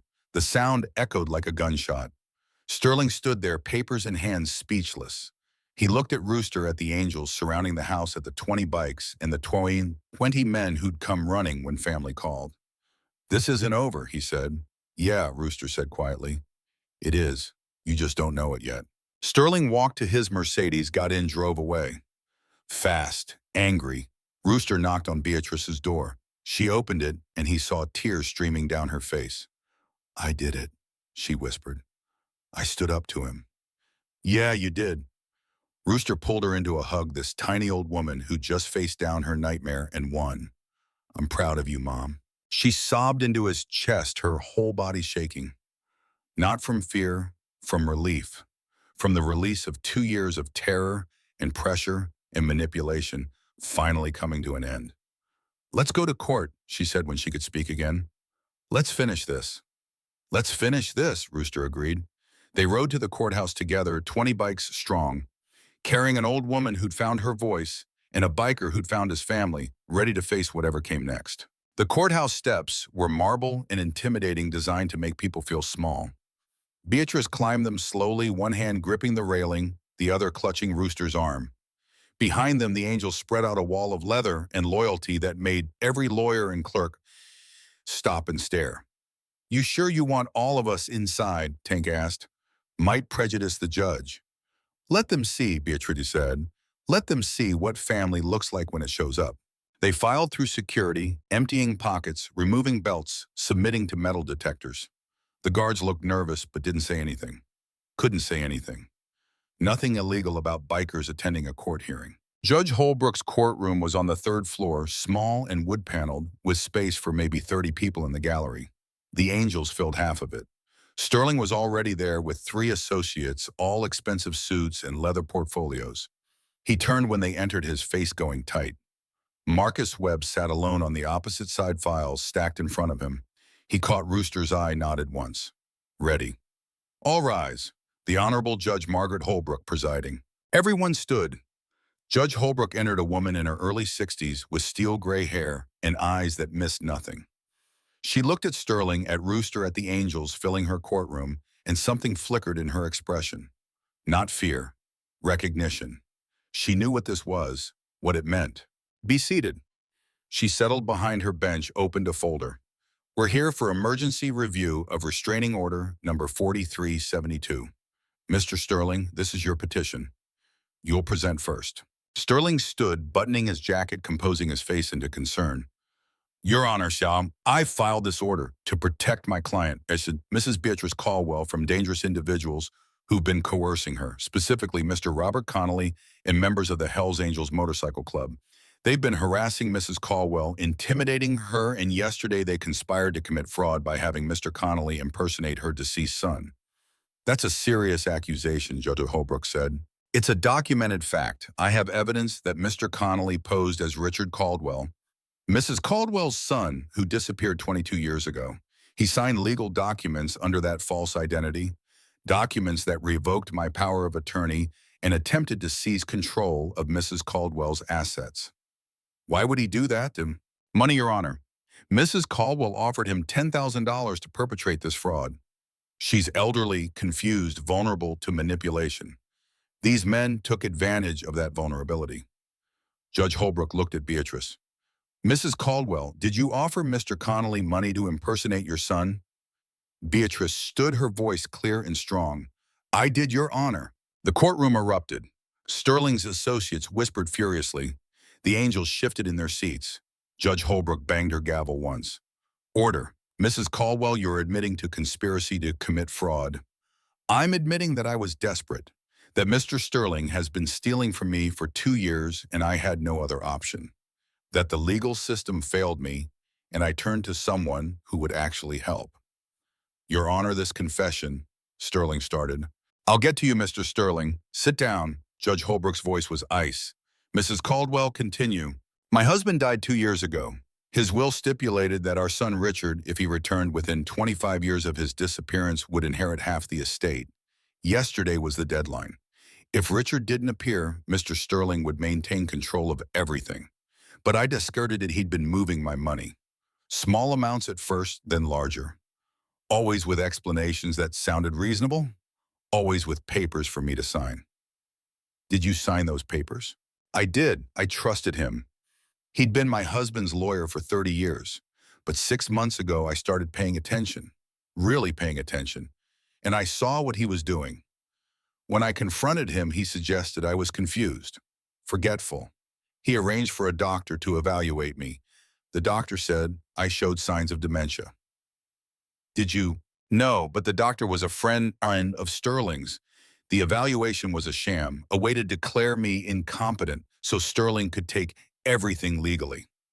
Beatrice's voice shook but didn't break. I went to the police. They said it was a civil matter. I tried to hire another lawyer. Sterling had convinced the bank I was mentally declining. They froze my accounts pending a competency hearing. I had no money, no access, no options. So you hired Mr. Connolly. I went looking for someone who could pass for my son. I knew it was wrong. I knew it was fraud. But I also knew it was my only chance to stop Sterling before he took him for everything. Mr. Connolly agreed to help me, not for the money. He refused the money. He helped because he understood what it meant to have nothing, to be alone, to need family. Judge Holbrook studied Beatrice for a long moment. You realize this testimony could lead to criminal charges. I do, Your Honor, and I accept that, but I won't accept letting Sterling win. I won't accept being victimized by someone I trusted. If going to prison is what it takes to expose him, then that's what I'll do. Sterling shot to his feet. Your Honor, Mrs. Caldwell is clearly unstable. These accusations are the product of paranoid delusions. I've never stolen from her. Every transaction was authorized, documented, and legal. Then you won't mind if we examine those transactions, Judge Holbrook said. In detail. I most certainly do mind. This hearing is about a restraining order, not an audit of my legal practice. This hearing is about whatever I decide it's about. Judge Holbrook's voice could cut glass. You accused Mr. Connolly of fraud. Mrs. Caldwell accused you of theft. Both accusations deserve examination. Mr. Webb. Marcus stood gathering his files. Your Honor, I have evidence that corroborates Mrs. Caldwell's allegations. Bank statements showing unauthorized transfers, forged signatures, false medical evaluations, and evidence of 3 other elderly clients who've experienced similar patterns of abuse from Mr. Sterling. Sterling's face went white. Your Honor, Mr. Webb is a disgruntled former employee. He was fired yesterday for incompetence. This is retaliation. I resigned, Marcus said, after discovering what you'd been doing, and I took documentation with me. Documentation I've shared with the district attorney's office. The courtroom went silent. Sterling looked like he'd been punched. The DA, he said. You went to the DA. This morning at 6 a.m., they were very interested in what I had to show them. Marcus pulled out more papers, particularly the evidence of money laundering, the shell companies you created, the offshore accounts, the pattern of elder abuse spanning 5 years and 7 victims. This is absurd. I'm an officer of the court. I would never... You're a thief, Marcus said quietly, and you're done. Judge Holbrook banged her gavel as the courtroom erupted again. Order. Everyone sit down and be quiet or I'll clear this room. The noise died. Everyone sat. The tension was suffocating. Mr. Webb, Judge Holbrook said, you're telling me the DA has an active investigation into Mr. Sterling. As of 2 hours ago, yes. They'll be filing charges by end of business today. Fraud, elder abuse, money laundering, possibly RICO violations. Sterling's associates stood up, started gathering their things. One of them leaned down, whispered something to Sterling. Sterling shook his head violently, but the associates left anyway. Rats leaving a sinking ship. Your Honor, this is a witch hunt, Sterling said. A coordinated attack by people who want to destroy me. I've done nothing wrong. Then you'll have your day in court to prove that, Judge Holbrook said. But not today. Today we're dealing with the restraining order. Mr. Connolly, do you have anything to say? Rooster stood. Yeah, I do. I'm not a good man. I've got a record. I've done time. I'm everything Sterling says I am, except a predator. I don't prey on vulnerable people. I don't steal from widows. I don't manipulate the legal system to line my pockets. When Mrs. Caldwell walked into my bar and asked for help, I could have said no. Could have ignored her. But I didn't, because she reminded me of every person I've ever met who got screwed by people in power. People who wear suits and call it business. People who hide behind laws they helped write. Are you admitting you impersonated her son? I'm admitting I helped her, however I could, whatever it took, because that's what family does. You're not her family. Yes, I am. Rooster looked at Beatrice. Not by blood, but by choice. By showing up when she needed someone. By standing between her and the people trying to hurt her. That's more family than most people born into it ever manage. Judge Holbrook sat back, hands folded. This is the most unconventional case I've heard in 20 years on the bench. We have competing accusations of fraud. We have a confession from Mrs. Caldwell. We have evidence of potential criminal behavior from Mr. Sterling. And we have a biker claiming to be a surrogate son. She looked at each of them in turn. Someone's lying. Maybe everyone's lying, but I'm going to find out. Your Honor, Sterling tried. I'm not done. The restraining order is dissolved, effective immediately. Mr. Connolly, you're free to associate with the Mrs. Caldwell. In fact, given Mr. Sterling's questionable behavior, I'd feel better knowing she has protection. Judge Holbrook pulled out another document. I'm also issuing a temporary restraining order against you, Mr. Sterling. You're not to contact Mrs. Caldwell directly or indirectly. You're not to access her accounts. You're not to go within 500 feet of her property. Violation will result in immediate arrest. You can't do that, Sterling said. I'm her attorney. Not anymore. As of right now, you're removed as Mrs. Caldwell's legal representative. Mr. Webb, I assume you're willing to take over. Marcus nodded. Yes, Your Honor. Good. Mrs. Caldwell, you'll work with Mr. Webb to secure your assets and review every transaction Mr. Sterling made on your behalf. Anything questionable gets flagged for the DA's investigation. Judge Holbrook looked at Sterling. You're free to leave. I suggest you hire a very good criminal defense attorney. You're going to need one. Sterling stood slowly, his face a mask of barely controlled rage. This is a miscarriage of justice. No, this is justice finally catching up to you. Get out of my courtroom. Sterling walked out, his footsteps echoing. The courtroom stayed silent until the door closed behind him. Then case. The angels erupted in cheers. Marcus slumped in relief. Beatrice covered her face with her hands and sobbed. Judge Holbrook banged her gavel. We're not done. Everyone sit down. The cheering stopped. Everyone sat. Mrs. Caldwell, you admitted to conspiracy to commit fraud. That's a crime. I could charge you right now. Beatrice stood wiping her eyes. I understand, Your Honor. However, I'm not going to, because I believe you were coerced by circumstances beyond your control. Because I believe Mr. Sterling is the real criminal here. And because I believe justice sometimes requires mercy. Judge Holbrook's voice softened. But you can't do this again. You can't hire people to impersonate your dead relatives. You can't commit fraud even for good reasons. Understand? Yes, Your Honor. Thank you. Mr. Connolly, you are also guilty of fraud. You signed documents under a false name. That's a felony. I know, Rooster said. I should charge you too. Send a message that vigilante justice isn't acceptable. Judge Holbrook studied him. but I'm not going to. You want to know why? Why? Because 20 years ago, my mother was in a situation similar to Mrs. Caldwell's. A lawyer stole from her, convinced her to sign over her house. By the time we figured out what was happening, she'd lost everything. She died in poverty in a state nursing home, humiliated and broken. I've regretted not doing more to help her every day since. Judge Holbrook's voice cracked slightly. So when I see an old woman being victimized the same way, and I see someone willing to break the law to protect her, I don't see a criminal. I see someone doing what I should have done, what I wish I'd had the courage to do. The courtroom was silent. Rooster felt something shift in his chest, recognition, understanding. The judge wasn't just making a legal decision. She was making a human one. Thank you, he said quietly. Don't thank me. Just take care of her. Make sure she's safe. Make sure Sterling doesn't find a way to hurt her. Judge Holbrook banged her gavel. This hearing is adjourned. Mrs. Caldwell, Mr. Connolly, you're free to go. Mr. Webb, coordinate with the DA's office. I want updates on Sterling's prosecution. And someone get me a copy of every document he's filed in the last 5 years. I want to know how many other victims there are. Yes, Your Honor, Marcus said. They filed out of the courtroom into the hall. Beatrice was crying again, but laughing too, a mixture of relief and disbelief. The angels surrounded her like a protective wall, congratulating her, hugging her, treating her like the grandmother half of them never had. We did it, Beatrice said. We actually did it.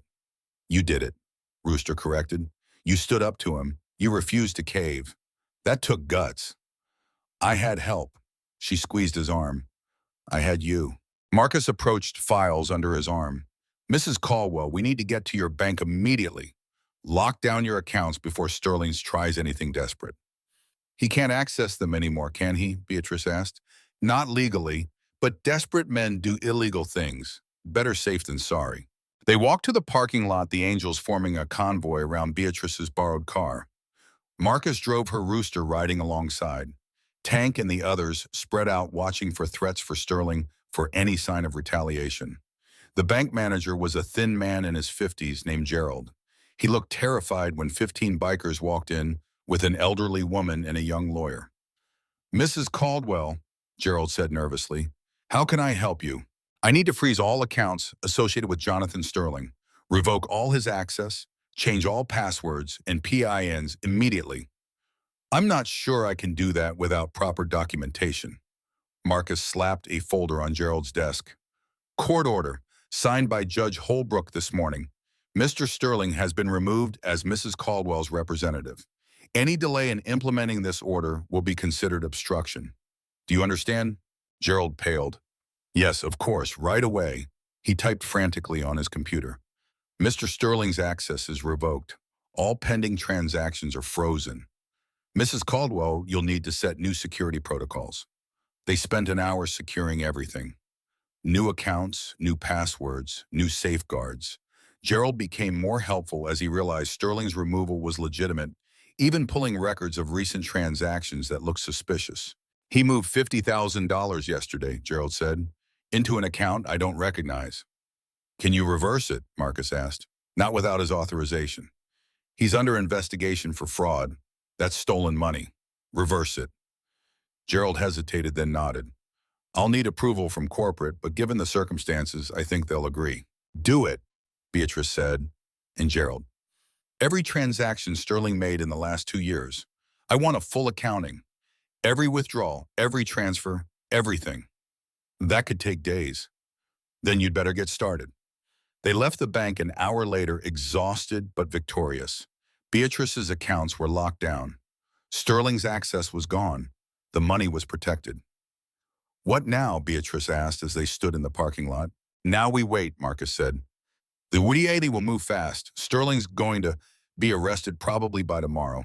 Then arraignment, then trial. Could take months. Will I have to testify? Probably, but you'll have support. Mia, the other victims, the evidence. Sterling's going to go down hard. Rooster's phone buzzed. Unknown number. He answered cautiously. Connolly, you think you've won? Sterling's voice was shaking with rage. You think this is over? Yeah, I do. It's not. I know who you are. I know what you've done. I have friends, real friends, people who owe me favors, people who make problems disappear. Is that a threat? It's a promise. You took everything from me, my reputation, my practice, my life. I'm going to return the favor. Come at me, Sterling. But leave Beatrice alone. This is between you and me now. She's the one who started this. She's the one who hired you. She's going to pay for that. The line went dead. Rooster stood there, phone in hand, ice running through his veins. Sterling wasn't done, wasn't surrendered. He was wounded and dangerous and desperate. What's wrong? Tank asked. Sterling just threatened Beatrice and me, said he's got friends who make problems disappear. You think he's serious? I think he's got nothing left to lose, which makes him the most dangerous kind of enemy. Beatrice heard them, came over. What happened? Sterling called, made threats. He's not accepting defeat. Rooster looked at her. I need you to come stay at the clubhouse, just for a few days, until the DA arrests him, until he's locked up where he can't hurt you. I'm not leaving my home. Beatrice, no, I fought for that house. I want it back. I'm not going to hide now. She lifted her chin. If Sterling wants to come after me, let him come. I'll be ready. You can't fight him alone. I'm not alone. I have you. I have the angels. I have Marcus and Judge Holbrook and the truth on my side. Sterling can send whoever he wants. I'm not running. Rooster wanted to argue but saw the steel in her eyes. The same steel that had walked into the Iron Horse. The same steel that had faced Sterling on her porch. She wasn't going to budge. Okay, he said, but we're setting up permanent protection. Round the clock, shifts of 4, armed, and you don't go anywhere without an escort. That seems excessive, duh. It's necessary. Sterling's cornered. Cornered animals bite. She nodded reluctantly. All right, but I'm still sleeping in my own bed. Fair enough. Tank organized the new rotation. 4 angels on duty at all times. 2 inside the house, 2 outside, armed with concealed weapons licensed and legal. Communication protocols. Check-ins every hour. Any suspicious activity got reported immediately. By nightfall, Beatrice's house was a fortress. Angels patrolling the perimeter. Lights on in every room. Neighbors complaining about the noise but not willing to confront bikers about it. Rooster stayed until midnight, sitting with Beatrice in her kitchen, drinking coffee, talking about nothing important. She showed him photo albums. Her wedding. Richard as a baby. Family vacations. The life she'd built before it all fell apart. Do you ever think about him? Beatrice asked. The real Richard. Sometimes. What do you think happened to him? Rooster was quiet for a long time. I think he ran as far as he could. I think he wanted to be free. And I think freedom cost him more than he expected. Made him hard, made him desperate, and eventually it killed him. You sound like you knew him. I know men like him. I was a man like him, running from everything, thinking freedom meant no connections, no responsibilities, no one to answer to. But that's not freedom. That's loneliness dressed up as independence. What changed for you? The angels. They gave me family, purpose, something worth staying for. He looked at her. You did that too. You gave me a reason to be someone's son. Even if it was just pretend, even if it was only for a day, that mattered. Beatrice reached across the table, took his hand. It wasn't pretend, not to me.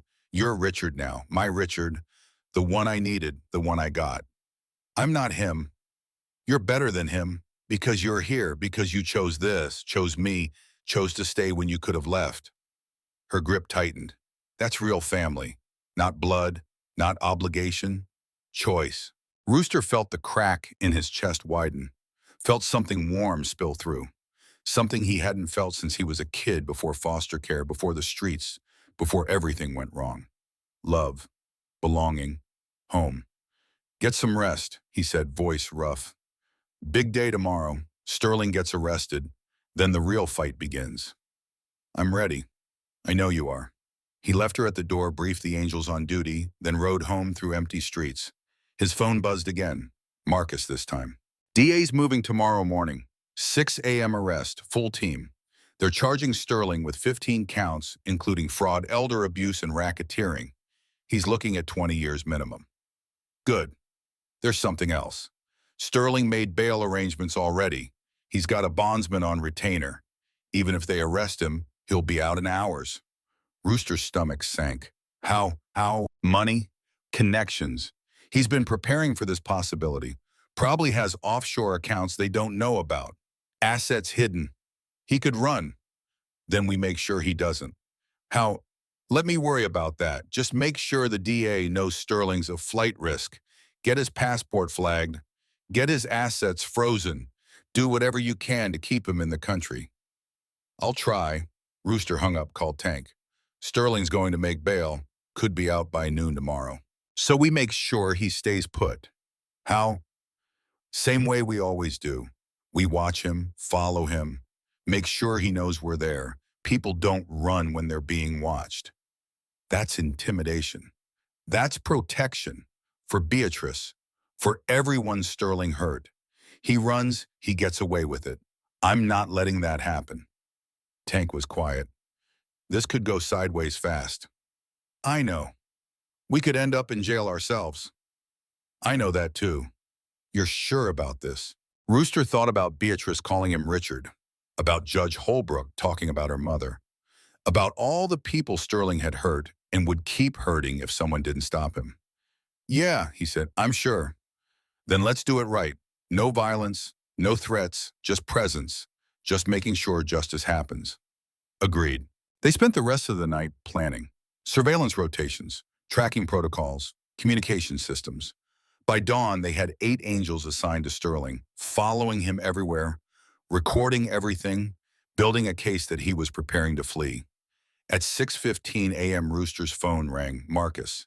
They arrested him, his office, full SWAT team. He tried to run, made it to the parking garage before they tackled him. He say anything? Yeah, he blamed everyone. You, Beatrice, me, Judge Holbrook, said we'd all pay, said this wasn't over. It is for him. Maybe. But Rooster, he posted bail 2 hours later. $2 million. Now you back. He's out already. Rooster's blood went cold. Where is he now? Heading home, or at least his car is. We've got eyes on him. Don't lose him. We won't. Rooster called Beatrice. Sterling's out on bail. Stay inside. Don't answer the door. We've got people watching him, but until we know what he's planning, stay put. I understand. I'm coming over. Be there in 10 minutes. He rode hard, running lights, pushing 90 on residential streets. Something felt wrong. Sterling posting bail that fast. Sterling being arrested but already free. Sterling making threats and having nothing left to lose.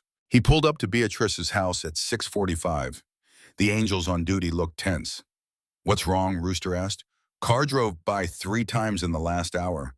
Black sedan, tinted windows, different from the one before. It slowed each time. Didn't stop, just watched. You get the plate.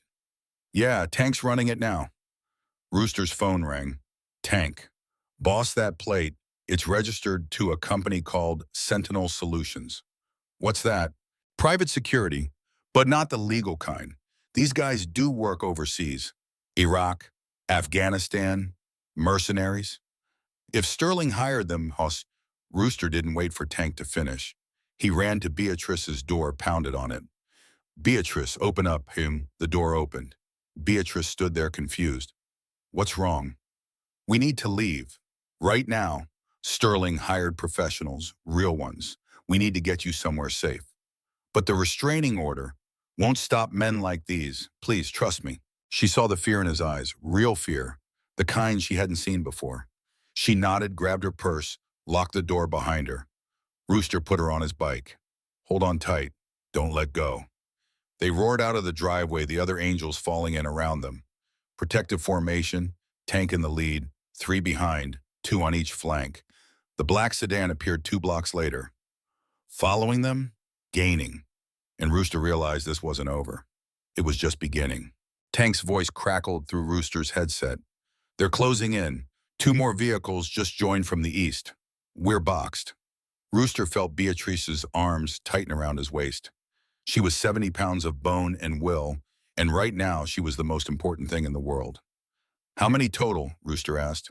5 vehicles, maybe 15 men, all professionals by the look of it. We can't outrun them. No, but we can outthink them. Tank's engine roared louder. There's a police station 4 blocks north. We lead them there. Force a confrontation in front of cameras and cops.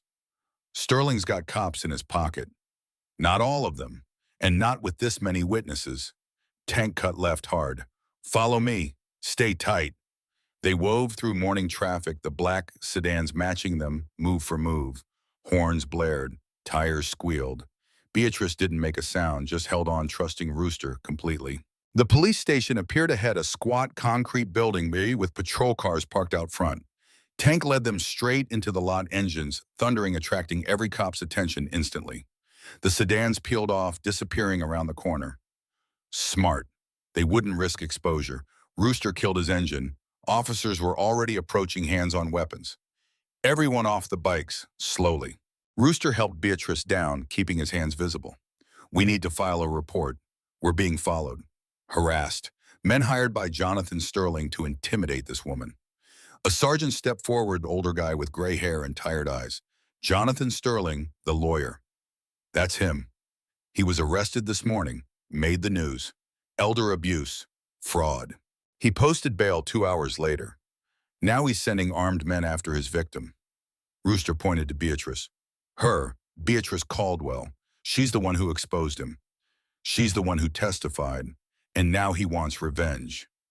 The sergeant looked at Beatrice, saw an 86-year-old woman in a floral dress, standing between bikers, looking scared but defiant. Ma'am, is this true? Yes, officer. Mr. Sterling has been trying to steal my assets. I fought back. Now he's retaliating. You have proof of the harassment. Tank pulled out his phone. Video. 3 different vehicles following us. License plates, timestamps, all recorded in the last 30 minutes.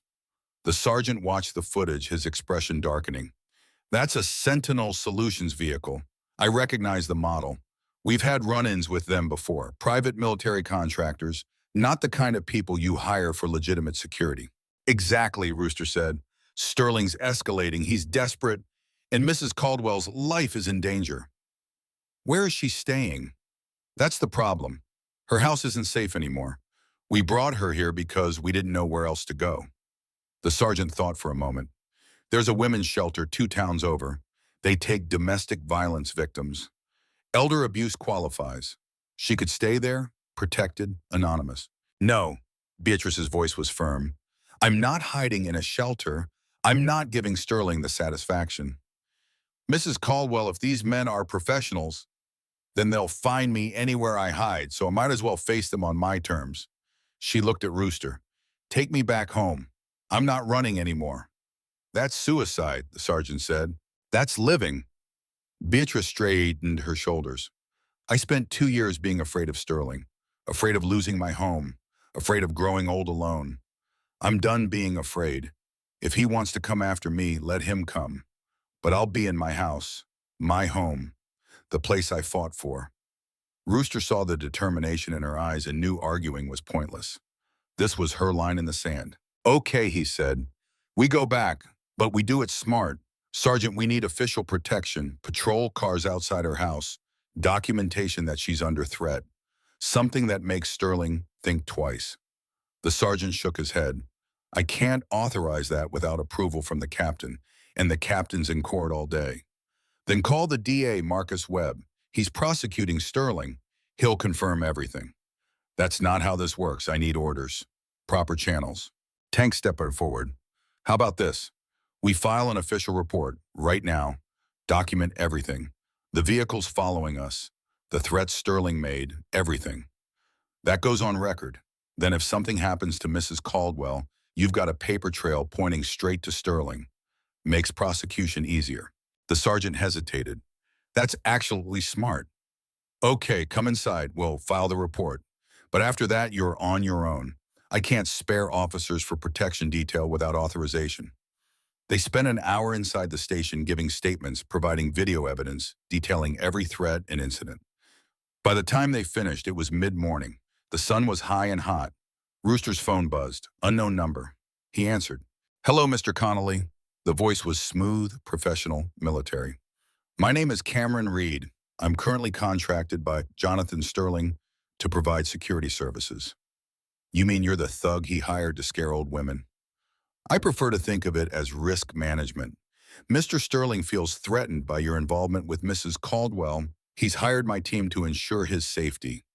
By following us, by intimidating witnesses, by gathering information, by assessing threats, perfectly legal.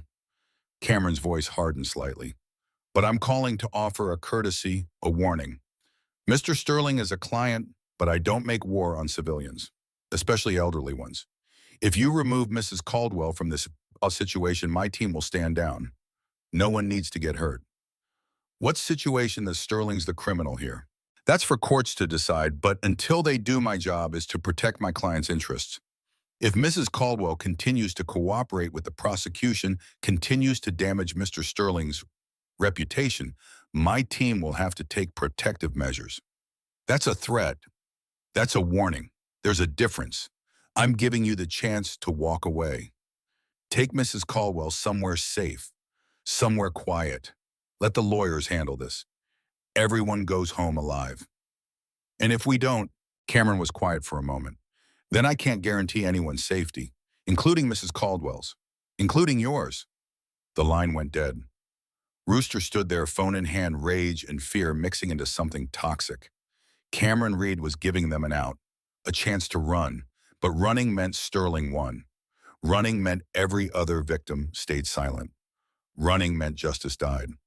What did he say? Beatrice asked. He wants us to back off, to disappear, to let Sterling get away with it. And if we don't, then it gets ugly. Beatrice took his hand. I'm ready for ugly. Are you? Rooster looked at this old woman who'd walked into his bar 3 days ago and changed everything. Who'd asked him to be her son, who'd fought a corrupt lawyer and won, who was now facing armed mercenaries and refusing to blink. Yeah, he said, I'm ready. They rode back to her house in formation, every angel alert, scanning for threats. The black sedans were gone, but Rooster knew they were being watched. Cameron Reed's team was professional. They'd have surveillance, drones maybe, definitely long-range optics. At Beatrice's house, Rooster organized the angels into defensive positions. 4 inside, 6 outside, overlapping fields of fire, communication protocols.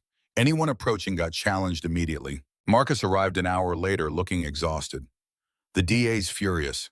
They want Sterling back in custody, but his lawyers are fighting it, claiming he's not a flight risk, claiming the bail was legitimate. He hired mercenaries to threaten witnesses, Rooster said. How is that not enough to revoke bail? Because we can't prove he hired them. Sentinel Solutions won't confirm their client. No paper trail, no direct communication, just circumstantial evidence. Marcus rubbed his face. We need something concrete, something that ties Sterling directly to the threats. I got a call. Cameron Reed, the guy running the mercenary team. He admitted they're working for Sterling. Did you record it? Rooster's stomach sank. No. Then it's hearsay. Won't hold up in court. Marcus looked at Beatrice.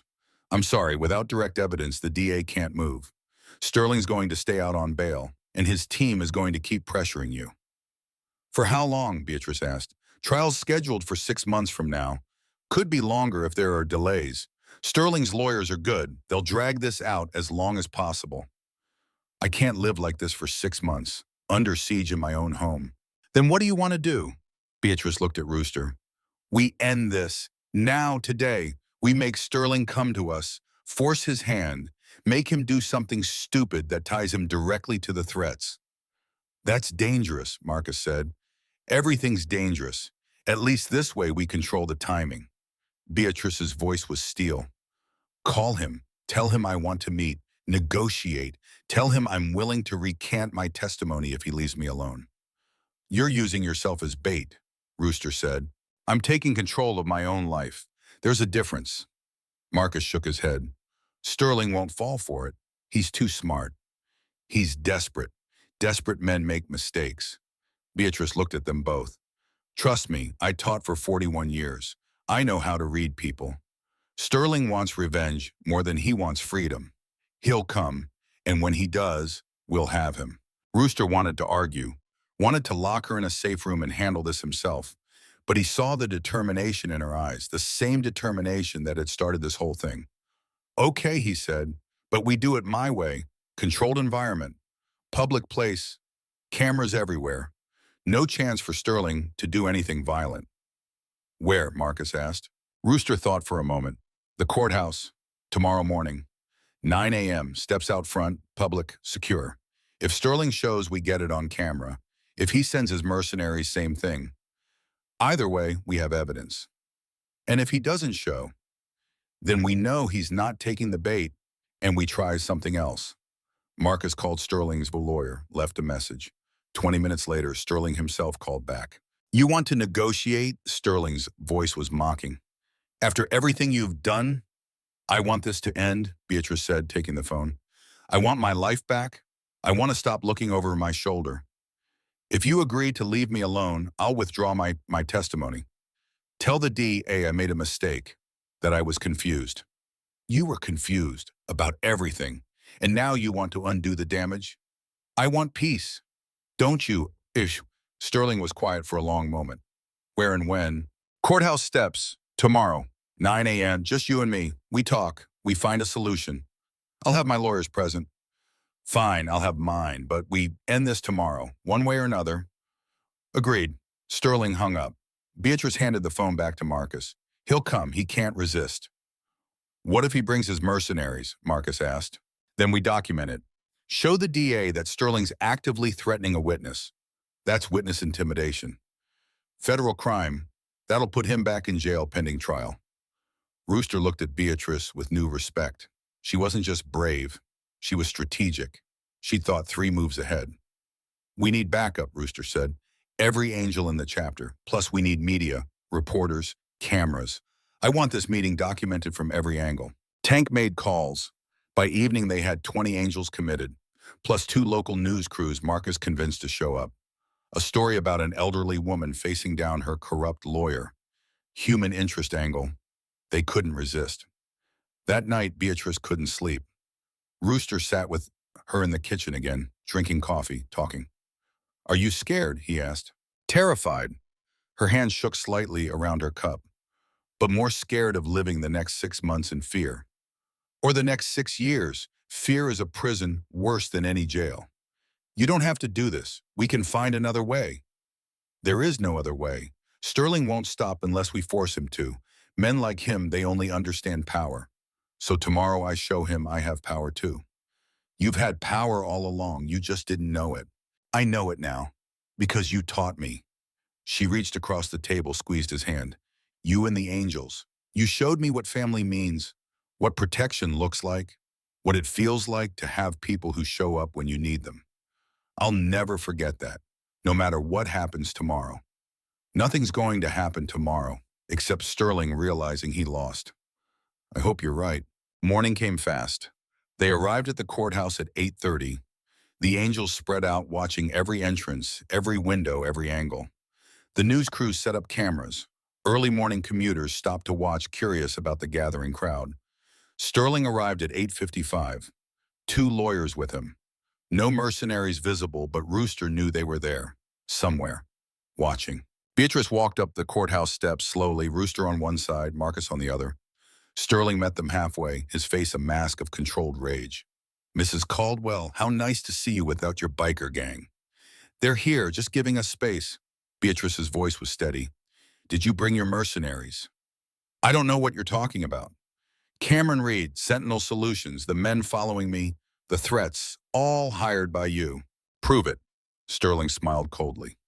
You can't, because I've done nothing wrong. You're the one who committed fraud, who conspired with criminals, who made false accusations to cover your own crimes. The DA doesn't think they're false. The DA is chasing headlines. This case will fall apart in court. My lawyers will destroy your testimony. You'll be lucky if you don't end up in prison yourself. Maybe, but at least I'll sleep at night. Can you say the same? Sterling's mask cracked slightly. You've ruined my life, my reputation, my practice, everything I built in 30 years, gone. Because you couldn't accept that you're a confused old woman who doesn't understand her own finances. I understand perfectly. I understand you're a thief. I understand you prey on vulnerable people. I understand you thought you could get away with it because I'm old and alone. Beatrice stepped closer, her voice rising. But I'm not alone anymore. I have family. I have people who fight for me. And you have lawyers and mercenaries and money. But you don't have loyalty. You don't have love. You don't have anything real. I have power. You have nothing. Beatrice turned to the camera, speaking directly to them. This man stole from me. He manipulated me. He tried to have me declared incompetent so he could control my assets. And when I fought back, he sent armed men to intimidate me, to threaten my life, to force me into silence. That's a lie, Sterling shouted. Then explain the men following me. Explain Sentinel Solutions. Explain why I need protection in my own home. Beatrice's voice carried across the courthouse steps. You wanted to negotiate, fine. Here's my offer. Confess. Admit what you did. Return every dollar you stole from me and your other victims. And maybe, just maybe, I'll ask the DA to show mercy. Sterling's face went purple. You're insane. No, I'm tired. Tired of being afraid. Tired of men like you thinking you can hurt people without consequences. So here's the consequence. You're done. Your career is over. Your reputation is destroyed. And everyone is going to know what you are. A coward, a thief, a bully who picks on old women because he's too weak to face someone his own size. Sterling lunged forward, arm raised, hand open to strike. Rooster moved instantly, catching Sterling's wrist, twisting it down. The cameras caught everything. The rage on Sterling's face, the attempted assault, the moment his control shattered completely. Don't, Rooster said quietly. Don't give them a reason to hurt you. Sterling jerked his arm free, backing up, breathing hard. His lawyers grabbed him, pulled him away, whispering frantically. One of them was on the phone calling someone. Damage control. Too late. Marcus stepped forward. That's assault on camera, witnessed by 50 people and recorded by 3 news crews, plus conspiracy to intimidate a witness, plus everything else. Sterling, you're done. Police officers were already coming down the courthouse steps. The sergeant from yesterday, 2 others. They'd been watching from inside. Jonathan Sterling, you're under arrest. Battery, witness intimidation, violation of restraining order. The sergeant pulled out handcuffs. You have the right to remain silent. Sterling didn't resist, just stood there as they cuffed him, his face blank now. Empty, the mask completely gone, nothing left underneath but exhaustion. As they led him away, he looked at Beatrice one last time. This isn't over. Yes, it is, Beatrice said. It's been over since the moment I walked into that bar and found someone willing to fight for me. You just didn't know it yet. Sterling was put in a patrol car and driven away. The cameras captured every second. The lawyers scattered. The crowd applauded. Beatrice stood on the courthouse steps, tears streaming down her face, surrounded by angels. Marcus was on his phone talking to the DA. They want you to come in, give another statement. With this new evidence, they're adding charges. Sterling's bail will be revoked. He won't get out this time. How long until trial, Beatrice asked. Months still, but he'll be in jail the whole time. No more threats, no more mercenaries. You're safe. Beatrice turned to Rooster. We did it. You did it. You faced him. You didn't back down. That took more courage than anything I've ever seen. I had help. I had you. She hugged him, this tiny old woman wrapping her arms around a biker twice her size. Thank you, Richard, for being my son, for showing up, for everything. Rooster held her carefully, feeling something settle in his chest, something that had been broken for 30 years, something that felt like healing. You're welcome, Mom. Tank walked over, grinning. Boss, we got about 50 people asking who we are, what we stand for. I think we just became heroes. We're not heroes, we just did what was right. Same thing sometimes. The news crews wanted interviews. Beatrice agreed, telling her story calmly, clearly, powerfully. The story of an old woman who refused to be a victim, who hired bikers to protect her, who faced down a corrupt lawyer and won. It went viral by afternoon. Local news became national news. The story of Beatrice Caldwell and the Hells Angels who became her family. People sent money, flowers, letters of support. Other victims of Sterling came forward, emboldened by her courage. By evening, Marcus called with an update. The DA's filing charges against Sterling's other clients' cases too. 15 victims total, millions stolen. He's looking at 40 years minimum. Probably life at his age. Good, Beatrice said. You did this. You started this. Without you, none of these people would have justice. Without Richard, I wouldn't have had the courage.